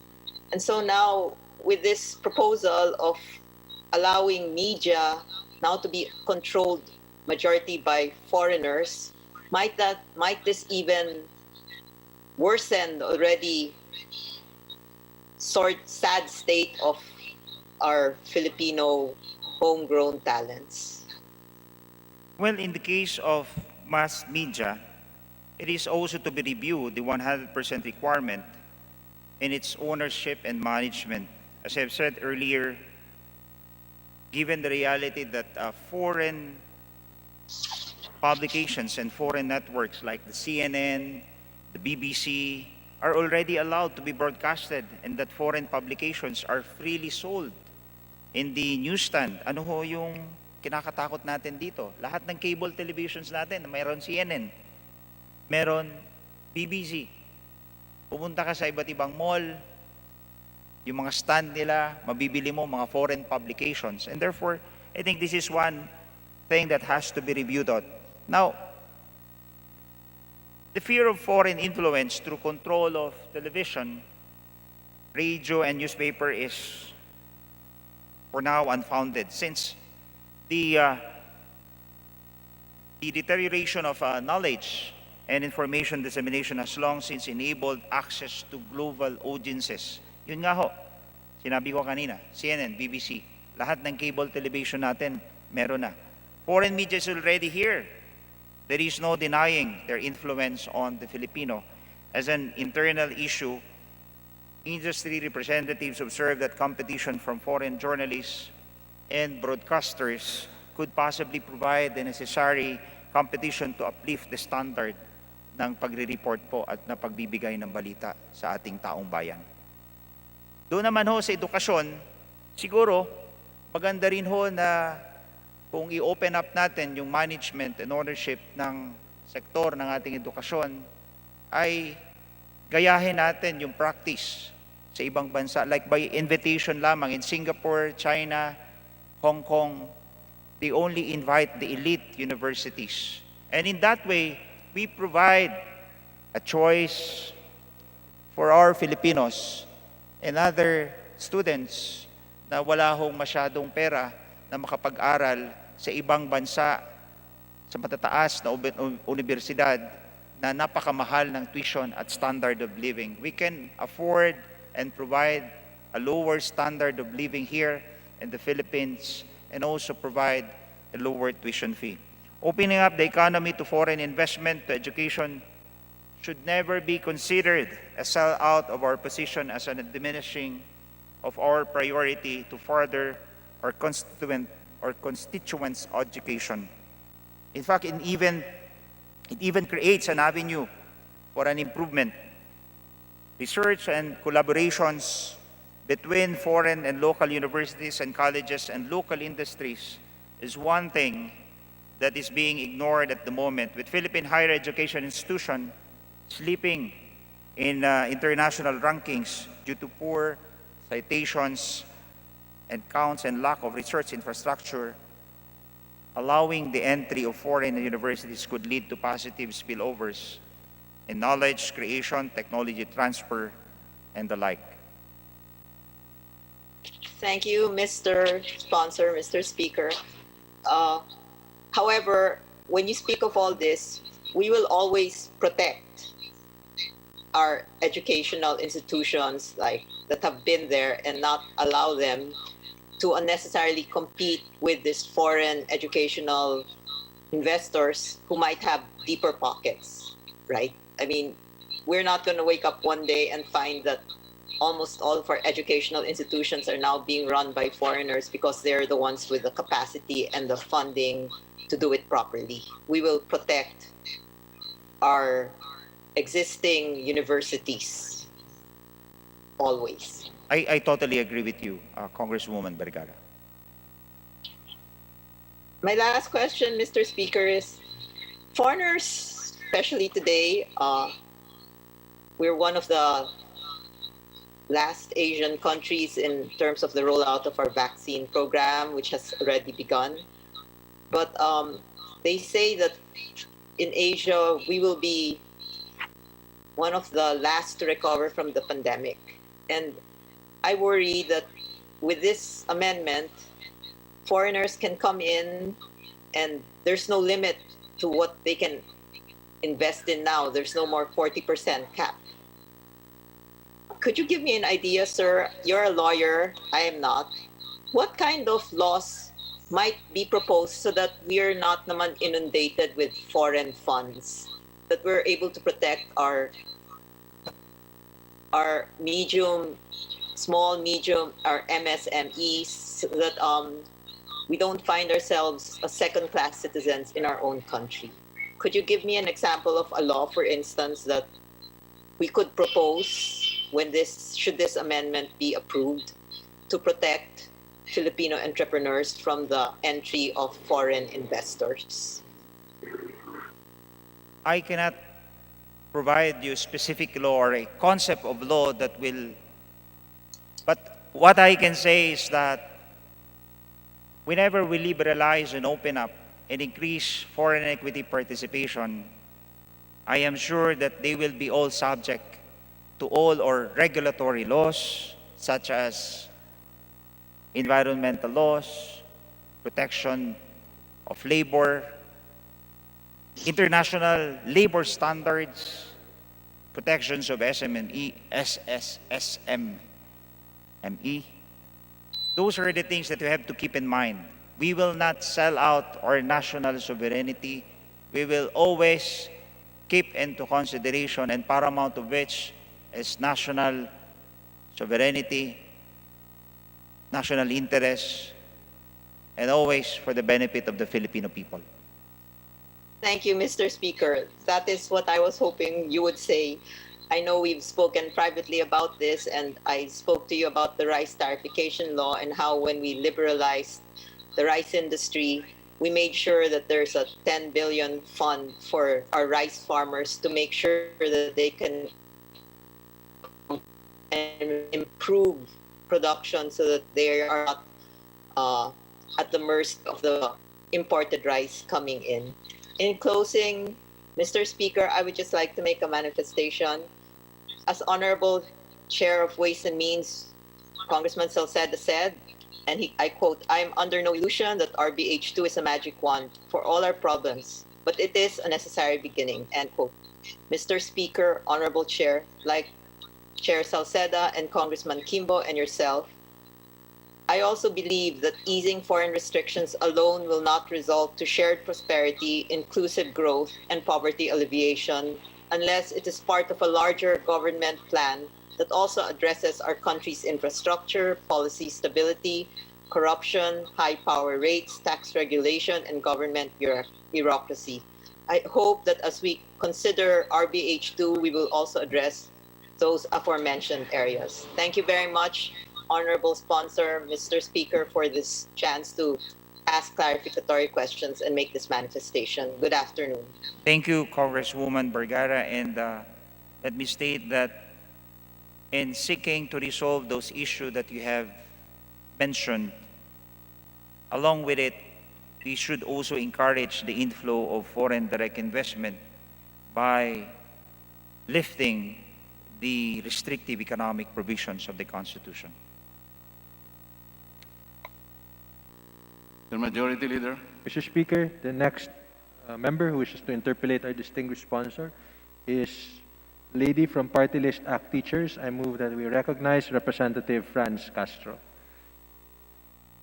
Representative Franz Castro is recognized. Maraming salamat, Mr. Speaker.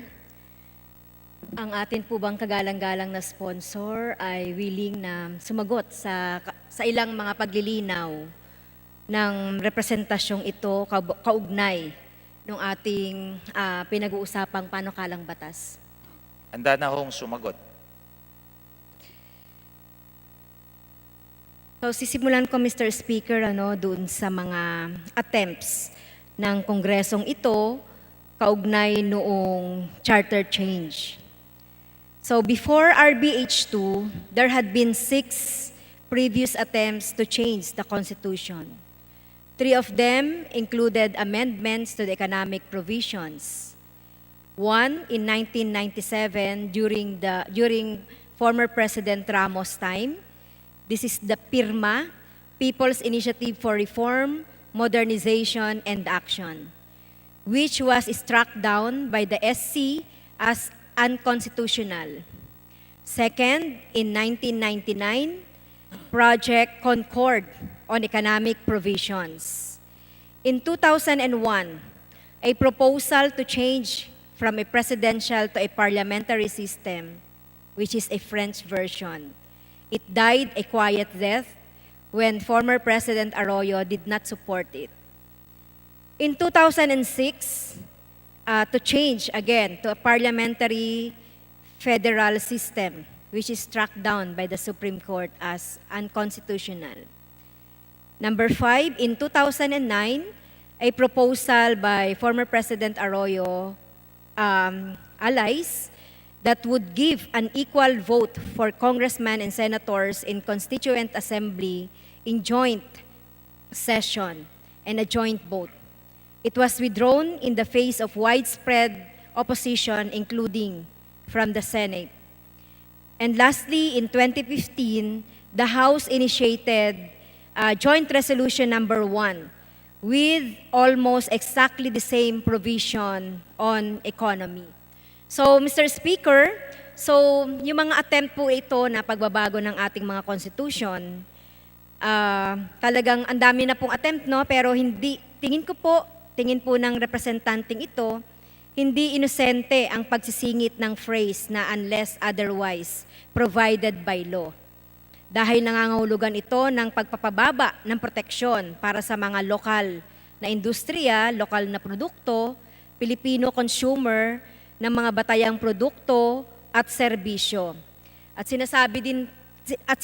nangangahulugan din po ito noong pagbabago ng foreign ownership. Buti na lang, no, tinanggal na yung land ownership. Issue on public utility ownership and education institutions and mass media. So, Mr. Speaker, ginong sponsor, ako po ay magpo-focus na lamang po doon sa mga sinasabi po ng mga proponents ng RBH2 tungkol doon sa ang atin po raw na constitution ay very restrictive and very protectionist. Okay? Bakit kailangan natin to, Mr. Speaker? Ito ba yung trend sa pangkalahatan? So sinasabi maraming bansa ay bukas na sa foreign investment at hindi sila masyadong protectionist na kagaya ng konstitusyon ng Pilipinas. So hindi po nababanggit itong mga sinasabi nating bukas na mga ekonomiya ng ibang bansa katulad ng Vietnam and China. Sinasabi po natin na yung China and Vietnam have opened up their economies now, but they are leaving one very important fact, that these countries first implemented nationalist industrialization and genuine land reform na hindi pa po natatamo ng ating bansa hanggang sa kasalukuyan. Meron po ako, Mr. Speaker, ginong sponsor na PowerPoint presentation na kung saan pinabubulaanan natin na ang mga bansa ay very open at hindi sila nagre-restrict at yung protectionism na konsepto ay wala doon sa ating sa iba't ibang mga bansa. In fact, Mr. Speaker, ginong sponsor, parami ngayon ang ating iba't ibang mga bansa at nag-geared toward protectionism sa kanilang ekonomiya at sa kanilang bansa. Pwede ho makuha ko muna kung ano yung, Mr. Speaker, pwede ko po muna makuha kung ano yung tanong ng ginagalangan nating Congresswoman Franz Castro. Mr. Speaker, wala pa po akong tanong. Introduction pa lang. Magpe-present lang ho kayo. Okay.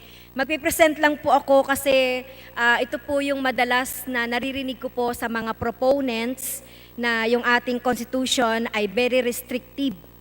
At papakita ko po, Mr. Speaker, ano ba yung pandaigdigang trend patungong proteksionismo sa iba't ibang mga bansa. Next slides.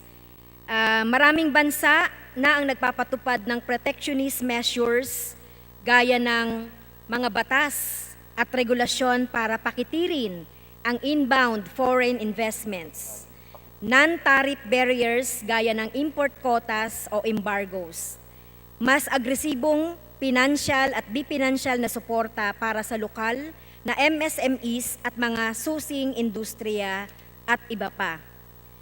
Ang nasabing protectionist measures, Mr. Speaker, ay may katangiang short-term at long-term. COVID-related, gaya ng pagsiguro sa produksyon at supply ng pagkain, PPE at medical equipment and devices, at iba pa. The priority today is to produce more in Europe and France. Ito po yung sinabi ng presidente ng France na si President Macron tungkol sa layuning abutin ang self-sufficiency sa medical equipment sa loob ng isang taon. There are also measures implemented by Asian and Pacific countries buong 2018, Mr. Speaker, 27 for liberalization, 11 for restriction, regulation, 3 yung neutral. Buong 2019, 32 for liberalization, 7 for restriction, and 1 for neutral. At nitong Enero hanggang Oktubre 2020, 19 for liberalization, 9 for restriction, and 1 neutral. Ano po ang ibig sabihin nito, Mr. Speaker? Kumukonti ang pinatutupad ng mga bansa sa Asia-Pasipiko para sa mga foreign direct investment noong 2020. At hindi pa nga natapos ang taon, dumami pa ang mga pinatutupad na patungong proteksionismo. Samantala, halos consistent ang bagong neutral policies. Ito po yung Asia-Pacific Trade and Investment Trends 2020 and 2021. UN Economic and Social Commission for Asia and the Pacific o yung UNESCAP. Measures implemented by Asian and Pacific countries like Mr. Speaker sa Korea, sa Nepal, Australia at Russia, 1 protectionist measures each. In India and New Zealand, 2 protectionist measures each. In Vietnam, 3 protectionist measures, and in Japan, 4 protectionist measures. Sabing ganon doon sa pag-aaral ng UNESCAP, new restrictive measures in 2020 were introduced in Australia, India, Japan, New Zealand, and the Russian Federation. These restrictions has all been implemented since and in response to the COVID-19 crisis and have focused on intensified screening of foreign investments and on protecting domestic capacity in the healthcare, pharmaceutical, and medical devices industry segments. Mr. Speaker, ayon din po sa UNESCAP, bumabagal globally at regionally ang pagpasok ng mga bansa sa International Investment Agreements o yung tinatawag nating IIAs simula noong 2017. Pakaunti ng pakaunti ang bagong IIAs o multilateral treaties or agreements. Sa buong mundo, pinakamababa sa loob ng 37 na taon ang kabuang bilang ng mga IIAs in force. As of August 20, meron lamang pong 2,662.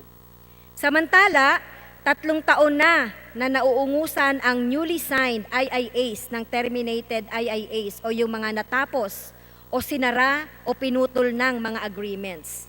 Ganito rin ang trend ng pagliit ng bilang ng termination ng bilateral investment treaties sa buong mundo. Ayon naman po, Mr. Speaker, sa mas updated na datos ng UN Conference on Trade and Development o yung UNCTAD, February 2021, 52 countries and the European Union took 96 investment policy measures in the review period. May 2020 to December 2020, nearly half of these measures introduced new regulations or restrictions for investment, the highest ratio in almost 2 decades. Mga halimbawa nito, Mr. Speaker, yung sa Austria, Investment Control Act, considerable expansion of prior approval requirements for FDI. Finland, France, Germany, Hungary, Korea, New Zealand, Poland, Russia, Slovenia, stricter and or broader investment screening regimes. Sa Italy naman po, expanded the special power regime in strategic sectors that require prior approval for any foreign investments.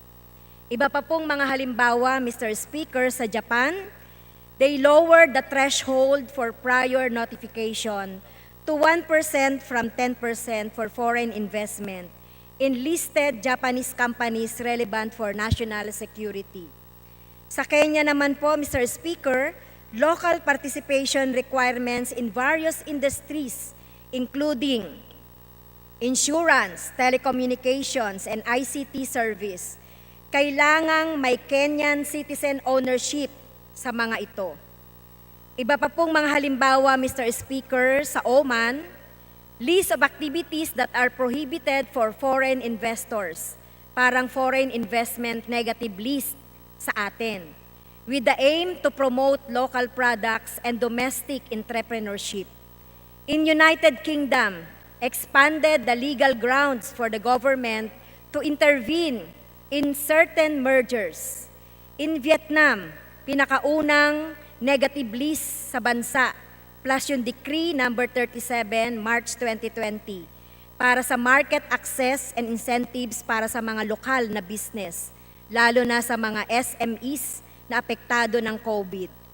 Almost all new investment regulations or restriction address national security concerns as more and more countries become worried that domestic core assets and technologies may fall prey to hostile foreign takeovers in the wake of pandemic.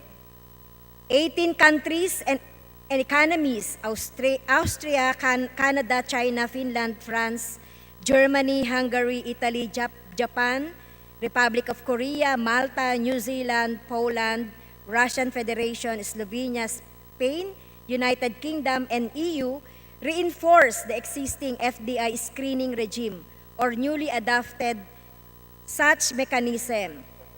Okay? In Kenya and Oman and United States of America, introduced other types of restriction or restrictive measures. Dito po, Mr. Speaker, ginong sponsor, makikita niyo po yung ratio ng liberalization measures at protectionist measures sa buong mundo. Yung pong blue, yung pababang ratio po, no, o yung percentage ng liberalization sa iba't ibang bansa sa mundo. Samantalang yung red po, yan po yung tumataas na mga policy, protectionist measures ng iba't ibang bansa sa mundo. So mula po sa 2004 hanggang 2020, yung protectionist measures po na pinapakita rito ay talagang ginagawa ng iba't ibang bansa. Samantalang sa atin po ay kabaliktaran. So, kinumpirma ng pandemya ang kahalagahan ng pambansang industrialisasyon at pangangailangang suportahan ang lokal na namumuhunan at tugunan ang lokal o domestic na interes, lalo ng developing and undeveloped countries. So, Mr. Speaker, with this, ang tanong ko po sa ating kagalang-galang na sponsor, kung tayo po ay sinasabi natin na yung iba't ibang mga bansa ay very open and yet tayo ay very restrictive and very protectionist. So ano po yung mako-comment ninyo dito sa aking mga pinresentang datos as of 2020? Mr. Speaker, on the contrary, the economic literature presented to us by the OECD, the World Bank, and other international independent assessor suggests otherwise because those economic literature is predominantly in favor of liberalization. I think we can all agree to that. In fact, let me just present to you some of the advantages of liberalization. One is it promotes economic growth. Studies suggest that positive correlation between foreign direct investment and economic growth in developing countries. Number two is create employment opportunities. The generation of both direct and indirect employment is one of the most important effects of FDI or foreign direct investment, particularly in countries where capital is relatively scarce but labor is abundant. Lalong-lalo na ho dito sa ating bansa. It improves economic welfare. It seems to suggest that FDI is favorable to economic welfare, facilitates poverty reduction. In OECD study, it is observed that while empirical evidence of the social consequences of FDI is far from abundant, the results generally supports the idea that FDI may help reduce poverty and improve social conditions. It also facilitates access to international market.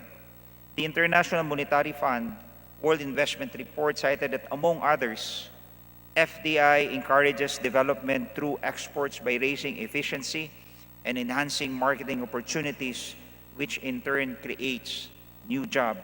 It also encourages technology transfer. FDI facilitates technology transfer through capital inputs, which could not be achieved by trade. The Association or the Organization of Economic and Cooperation Development also noted that economic literature cites technology transfer as probably the most important channel through which foreign entities may produce positive externalities in the host developing economy. It also assists in human capital formation. and helps create a more competitive business environment and enterprise development. It also helps improve environmental and social conditions. These are the advantages of liberalization, of encouraging the inflow of foreign direct investment as presented to us by those independent assessors like OECD, World Bank, and other experts in the sectors of our economy.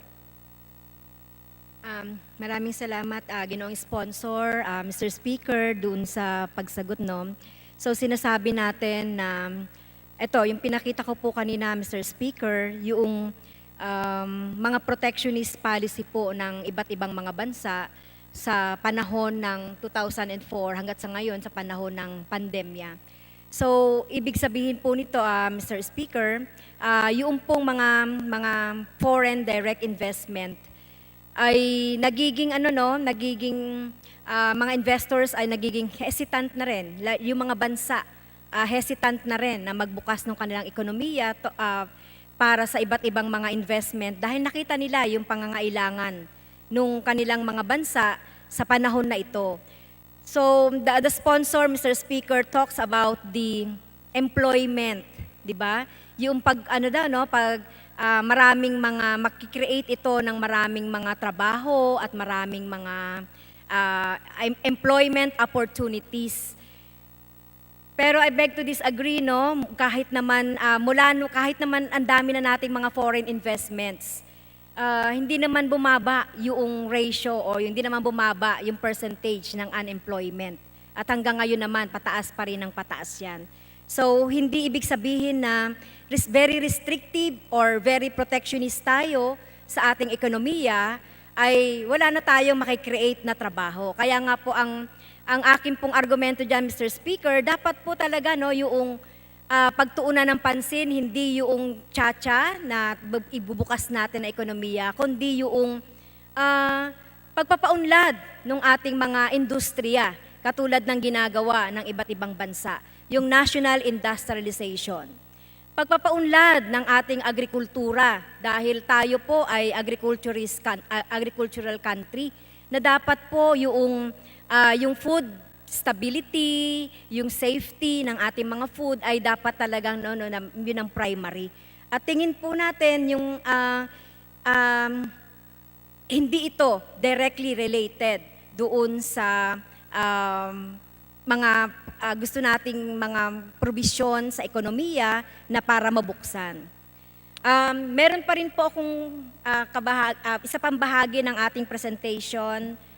Mr. Speaker, let me just respond to the... Unless gusto pong yes, but before that, Mr. Speaker, allow me to respond to the manifestation of Congresswoman Castro wherein she stated that it did not result or created any job at all. In fact, in 2017 data of the Philippine Statistics Authority, it is highlighted that while there was a 13.6 decline in the number of establishments, it has sustained a total employment of 1.278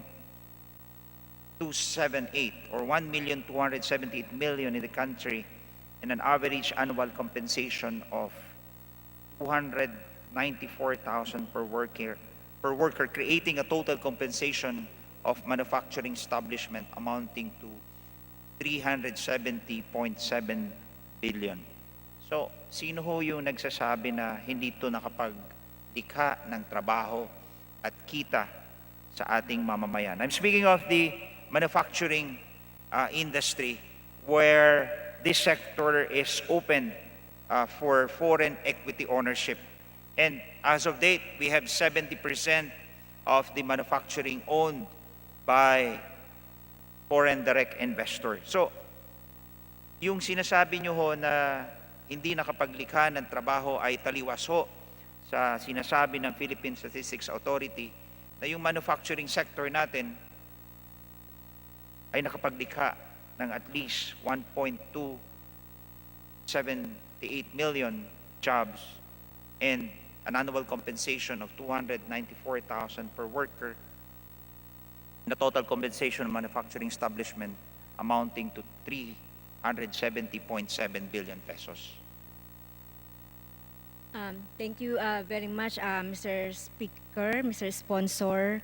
So yung sinasabi po nating data, no, so sa katotohanan po, no, yung kung titignan natin yung nililikhang trabaho noong so-called na mga FDIs at yung sinasabi nating mga manufacturing industry, kung titignan po natin ito, tignan natin yung sa kabuuan, ano ba yung kalidad ng trabaho? Ito po ba ay permanente? Ito po ba ay contract of service? At ito po ba ay yung po bang mga yung sinasabi nating yung kalidad ng trabaho o kalidad ng pamumuhay ng ating mga manggagawa ay na-attain po ba sa mga sinasabi nating mga trabaho na nilikha? Ang katotohanan ho na pinipresenta ng data ng Philippine Statistics Authority ay yung foreign direct investment ay dala-dala ang malaking kapital na nagko-contribute sa ating lokal na ekonomiya. Dala-dala nito ay ang permanenteng or pangmatagalan na kapital that contributes to the local economy by paying taxes, so many taxes, business taxes, real property taxes, income taxes.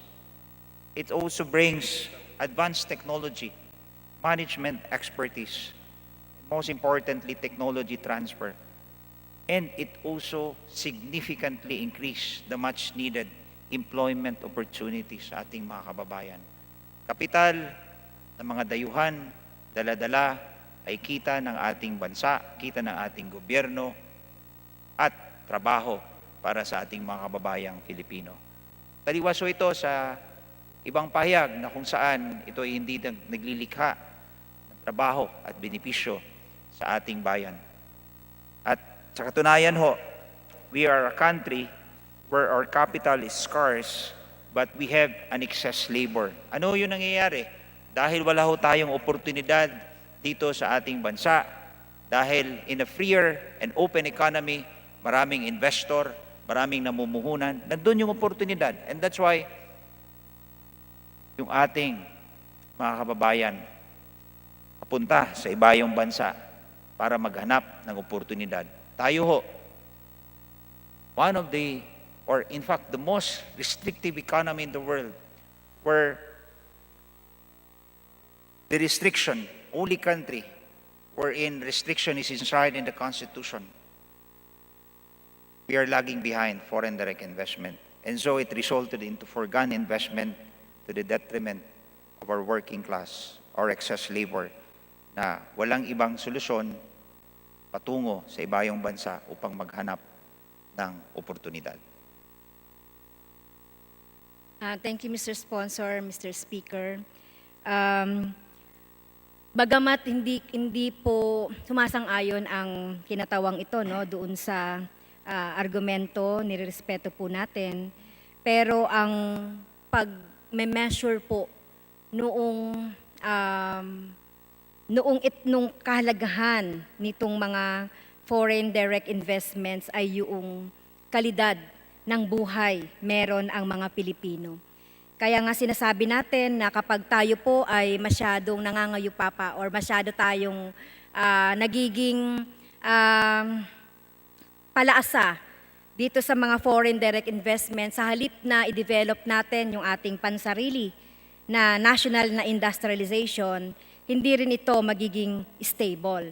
At katulad nga ng mga nangyayari sa ibang bansa, lalo na sa panahon ng pandemya, talagang naging protectionist at very restrictive ang pagpasok ng mga foreign direct investments. At yung kanilang mga policy on protectionism ay pinataas pa nila para sa kapakanan ng kanilang mga mamamayan.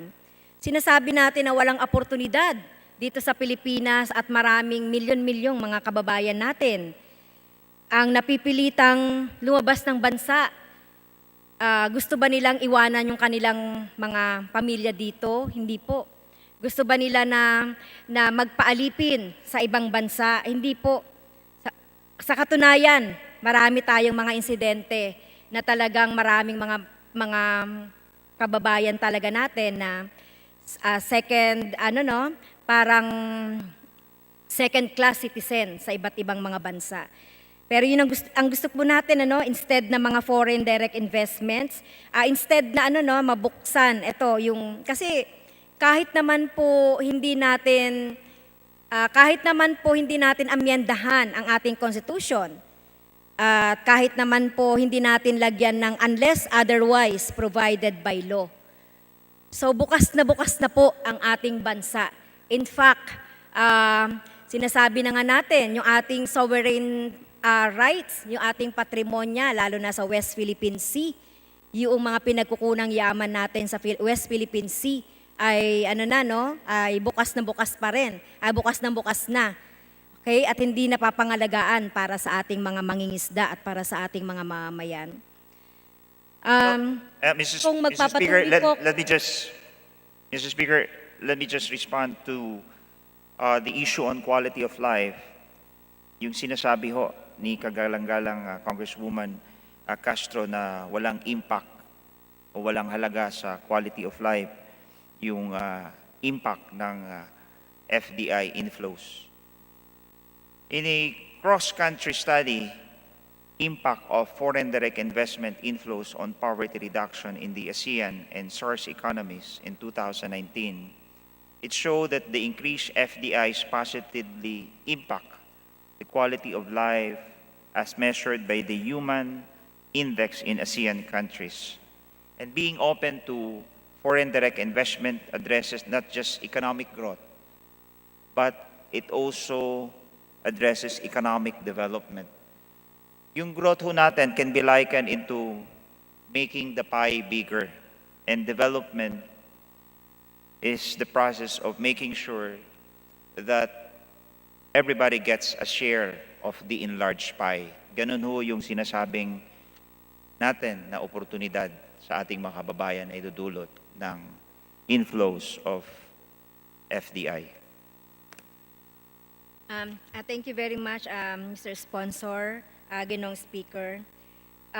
Kung pahintulan po ako ng sponsor, Mr. Speaker, itutuloy ko lang po yung isa po sa sinasabi ng ating sponsor at nagpapanukala nitong RBH2 ay dapat mabuksan ng ating ekonomiya para, yun nga, mag-flow yung lahat ng oportunidad para sa investment at iba pang mga oportunidad para sa trabaho at iba pa. Okay, so sinasabi ko naman po, Mr. Speaker, ano pa po ba pagbubukas ng ekonomiya ang kailangan? So pinagmamalaki po ng mga nagpapakanukala na higit pang pagpapalawig ng FDI and globalization programs ng mga nakaraang dekada. So babanggitin ko po, Mr. Speaker, dito yung mga batas na naaprubahan na po ng Kongreso at mga pinag-uusapan pa po na talagang na magbibigay sa mga foreign direct investments na talagang pumunta sa Pilipinas para mag-invest. Okay? So, agresibong globalisasyon simula Philippines 2000. Ito po yung medium-term Philippine Development Plan for 1993 to 1998. Binuksan sa dayuhang pamumuhunan ang halos lahat ng industriya, kaya halos negligible ang kontrol ng pamahalaan sa dayuhang kapital. Hindi natin nakukuha ang mga bentahe sa produksyon, ang walang natatanggap na economic surpluses ang Pilipinas mula sa mga ito.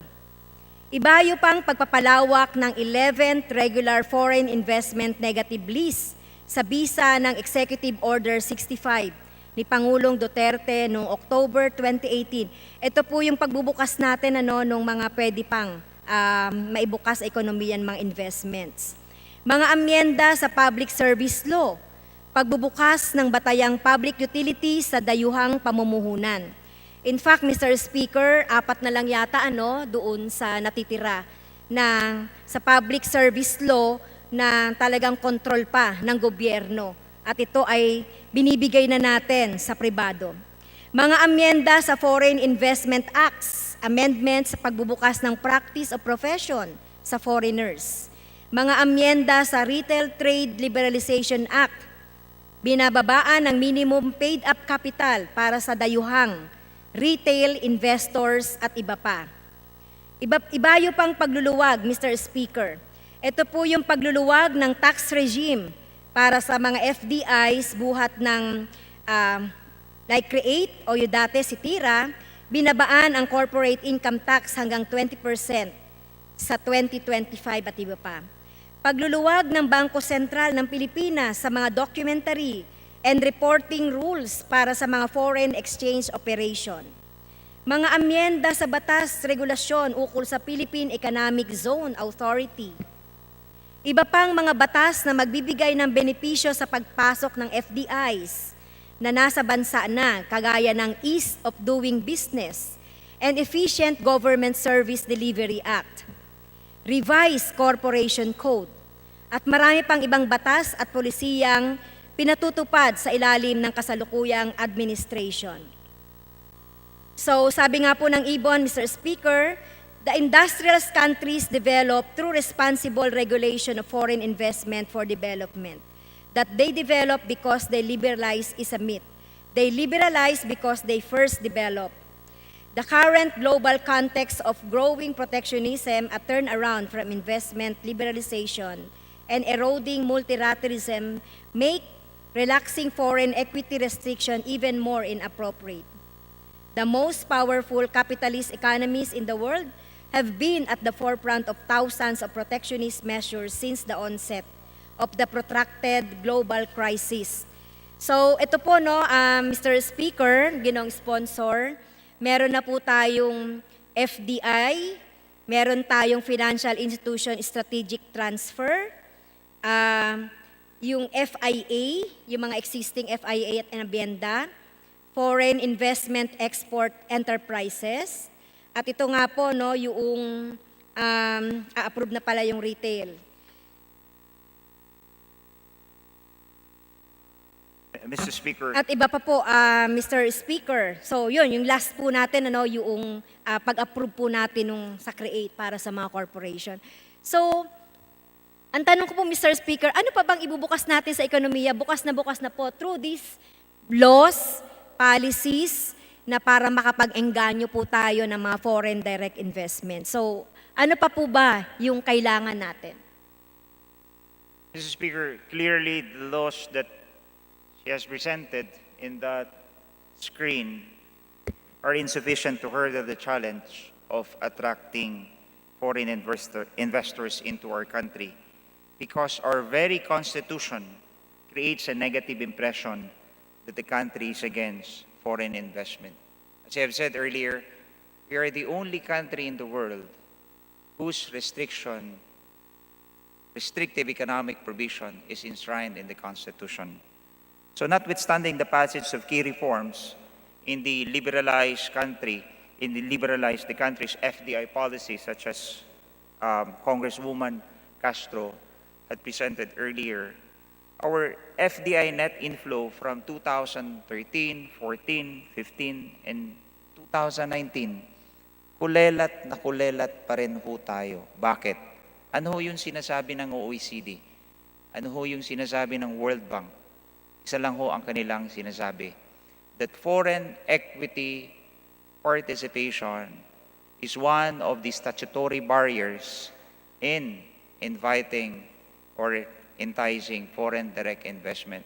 It really influences the investor choice of location between a freer economy and an open economy and ours who restrict foreign equity ownership to 40%. Saan ho sila pupunta? Pupunta sila doon palagi sa freer and open economies such as Vietnam, Thailand, Malaysia, obviously Singapore, dahil ho bukas ang kanilang bansa pagdating sa pagninegosyo.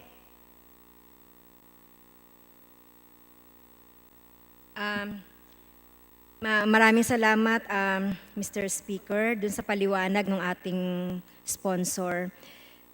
Dumako naman po ako doon sa education institutions and mass media.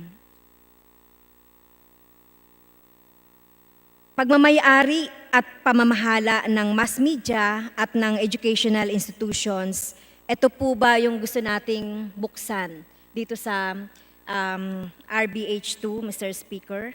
Yun ang sponsor. Let me just explain to you that in Article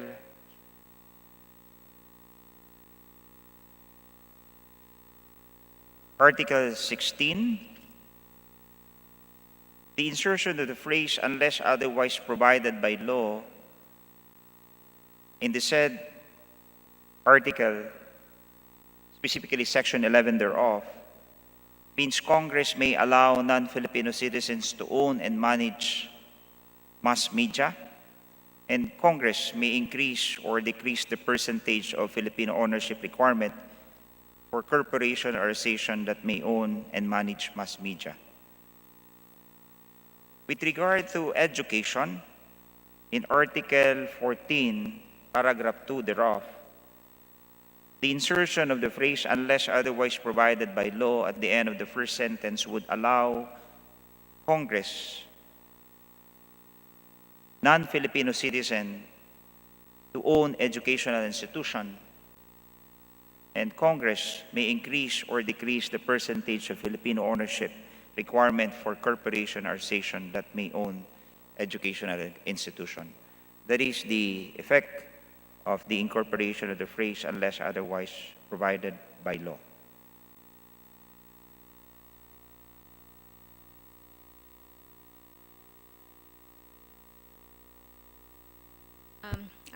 Tapos na po ba yung ating sponsor, Mr. Speaker? So, ibig sabihin, tama po, no? Yung sinasabi natin dito na yun pong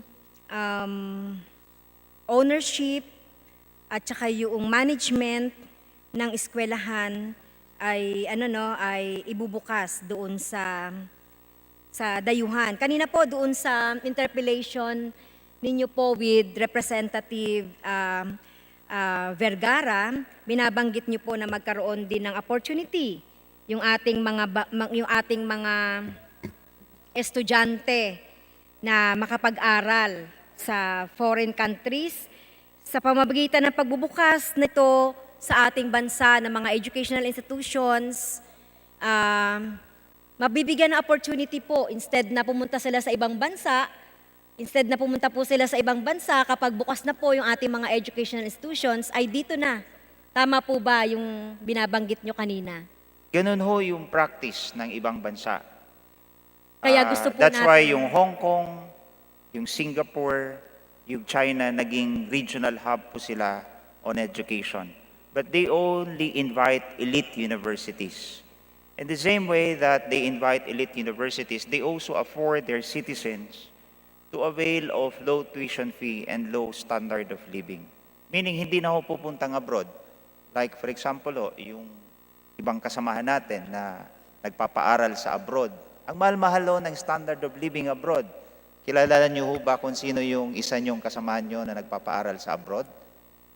Ang mahal ho ng standard of living sa abroad. So instead of sending them abroad, we might as well invite those top universities here in the Philippines, elite universities, to put up their campus here so that those students within the region, we can invite them and we can afford them a lower and better standard of living and not spend so much on tuition fees. Yun ho yung logic behind allowing foreign elite universities to come here in our country. Okay. So, sa palagay niyo po ba, ilan po bang porsyento ng ating mga mamamayan na gustong pumunta at mag-aral sa abroad?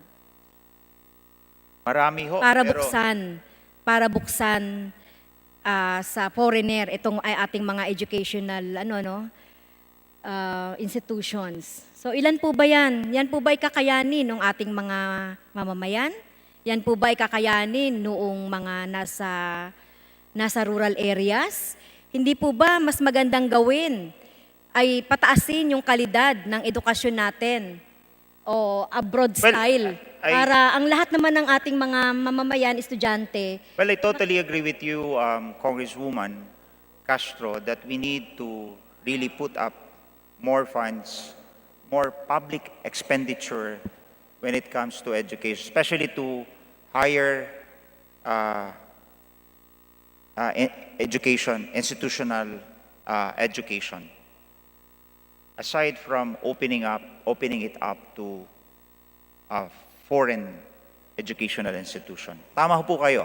Talagang dapat maglaan tayo ng napakalaking salapi pagdating ho sa ngalan ng edukasyon.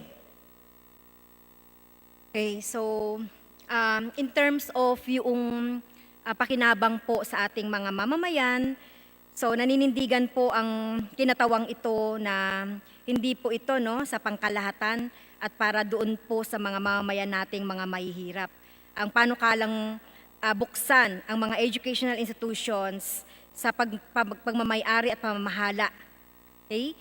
So kung kukuhanin ko lang po yung statement ni Attorney Christian Monsod, Mr. Speaker, ang sabi niya, nung nakikinig po ako dun sa interpellation sa Senado, the content of education is part of our patrimony, our history and cultural roots, our values, patriotism, and heroism of our ancestors.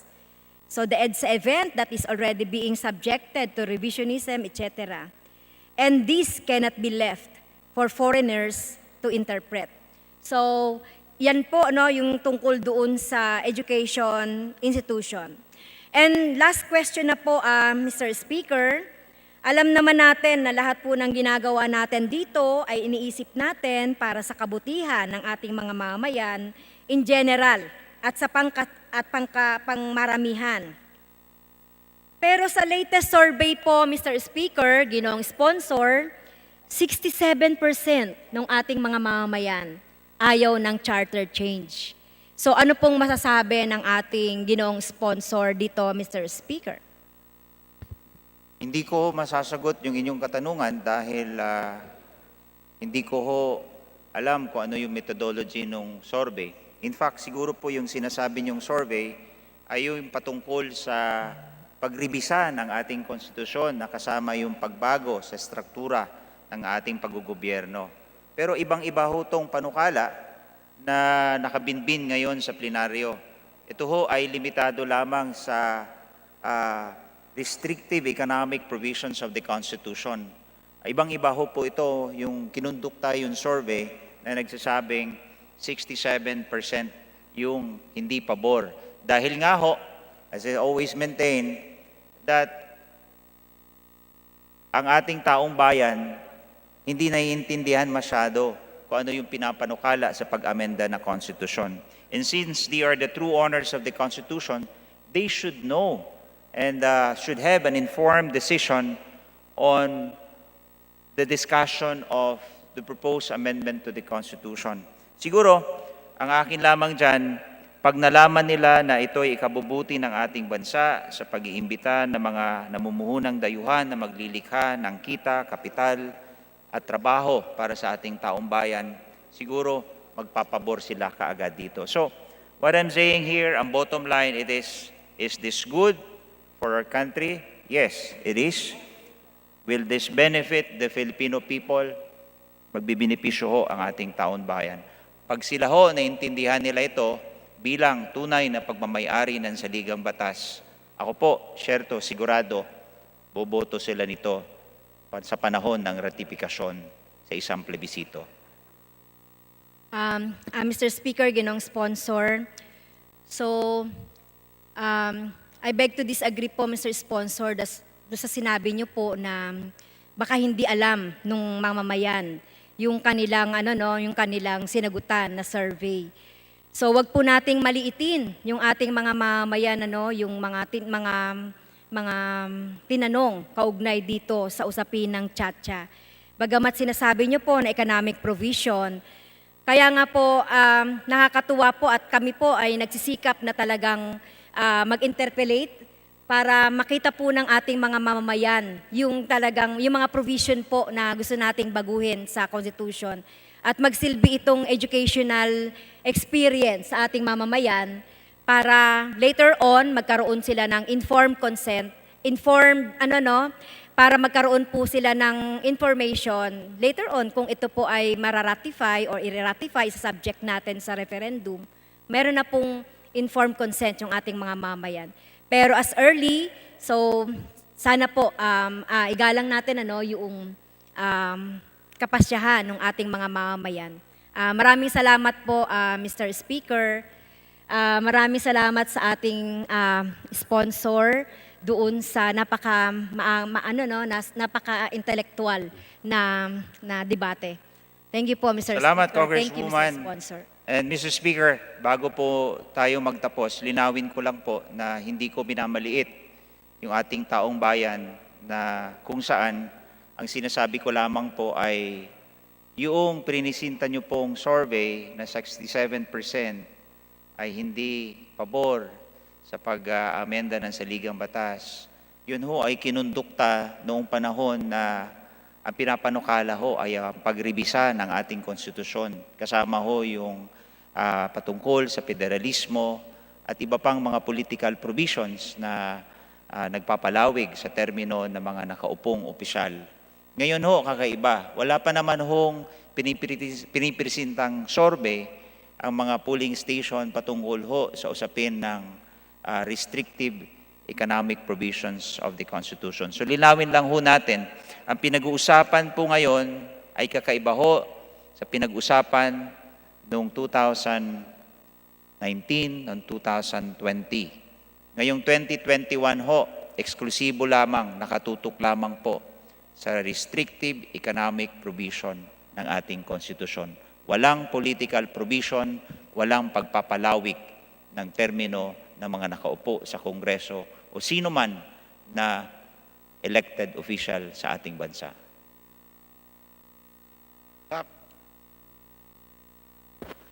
Mr. Majority Leader. Mr. Speaker, I move we recognize the Honorable Law Fortune. Oh, it's on a different matter, Mr. Speaker. I withdraw my motion to recognize him. Mr. Speaker, I move we suspend consideration of RBH number 2. So move, Mr. Speaker. Is there any objection? Hearing none, the motion is approved.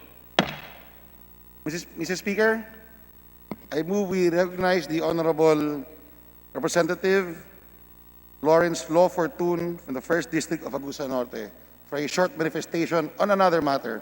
So move, Mr. Speaker. Representative Law Fortune is recognized for his manifestation. Thank you, Mr. Speaker. Thank you, Honorable Majority Leader. Mr. Speaker, this representation wrote our Honorable Secretary General, Mark Leandro Mendoza, on the intent of this representation to register a vote of abstention on House Resolution number 1628 on the commemoration of the role of the Philippines in the circumnavigation of the world.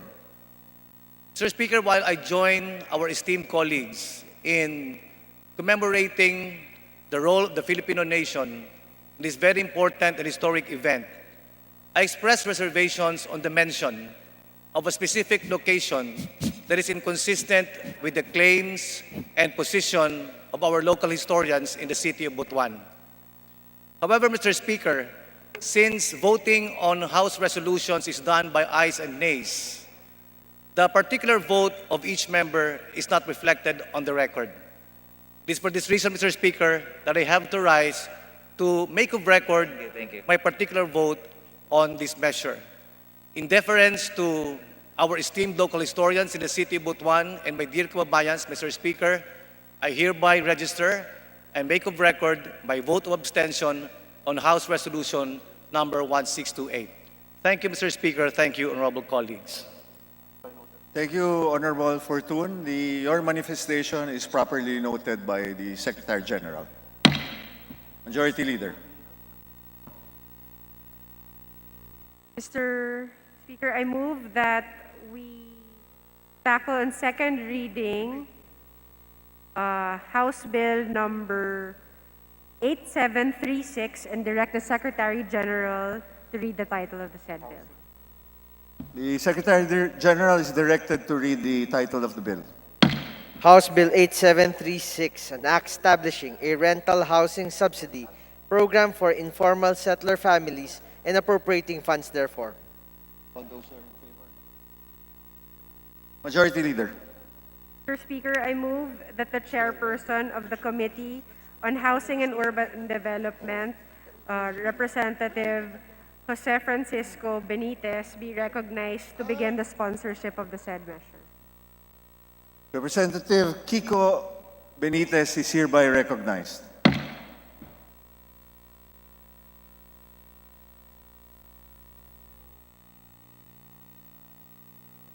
Move to Motion to suspend. suspension.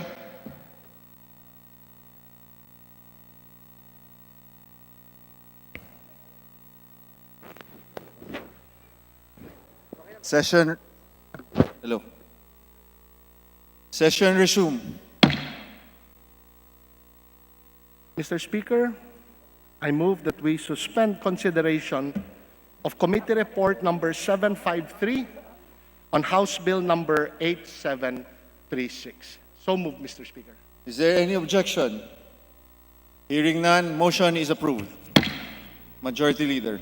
Mr. Speaker, on behalf of the majority, I move to nominate and elect as Vice Chairperson of the Committee on Legislative Franchises the Honorable Wilter Sharkey V. Palma II, Vice the Honorable Michael Defensor.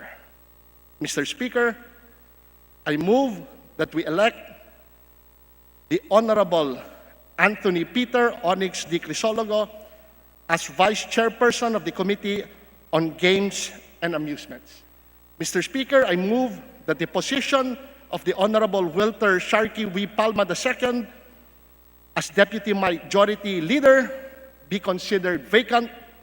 Mr. Speaker, on behalf of the majority, I move that the position held by the Honorable Anthony Peter Onyx Crisologo as Assistant Majority Leader be declared vacant. On behalf of the majority, Mr. Speaker, I move to nominate and elect as Deputy Majority Leader the Honorable Lawrence R. Defensor. Further, Mr. Speaker, on behalf of the majority, I move to nominate and elect as Assistant Majority Leader the Honorable Hill Cabarangay Jr. A. Acosta. Mr. Speaker, on behalf of the majority, we nominate and elect Honorable Ducil Marie S. Cardema as member of the Committee on Appropriations, Vice the Honorable Nestor Fongwan. Mr. Speaker, on behalf of the majority, we also nominate and elect the Honorable Sabiniano Canama as member of the Committee on Cooperative Development. So moved, Mr. Speaker. Is there any objection? Hearing none, the following are hereby elected. Representative Wilter Sharkey Palma as Vice Chairperson of the Committee on Legislative Franchises. Vice Mike Defensor. Representative Mike Defensor. Representative Onyx Crisologo as Vice Chairperson of the Committee on Games and Amusement. Congratulations. As Deputy Majority Leader, Vice Wilter Palma, Representative Lawrence Defensor. As Assistant Majority Leader, Hill Cabarangay Acosta, Vice Representative Anthony Onyx Crisologo. And Representative Marie Cardema,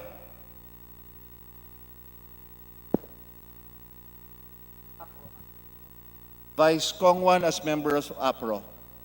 Congratulations, Majority Leader.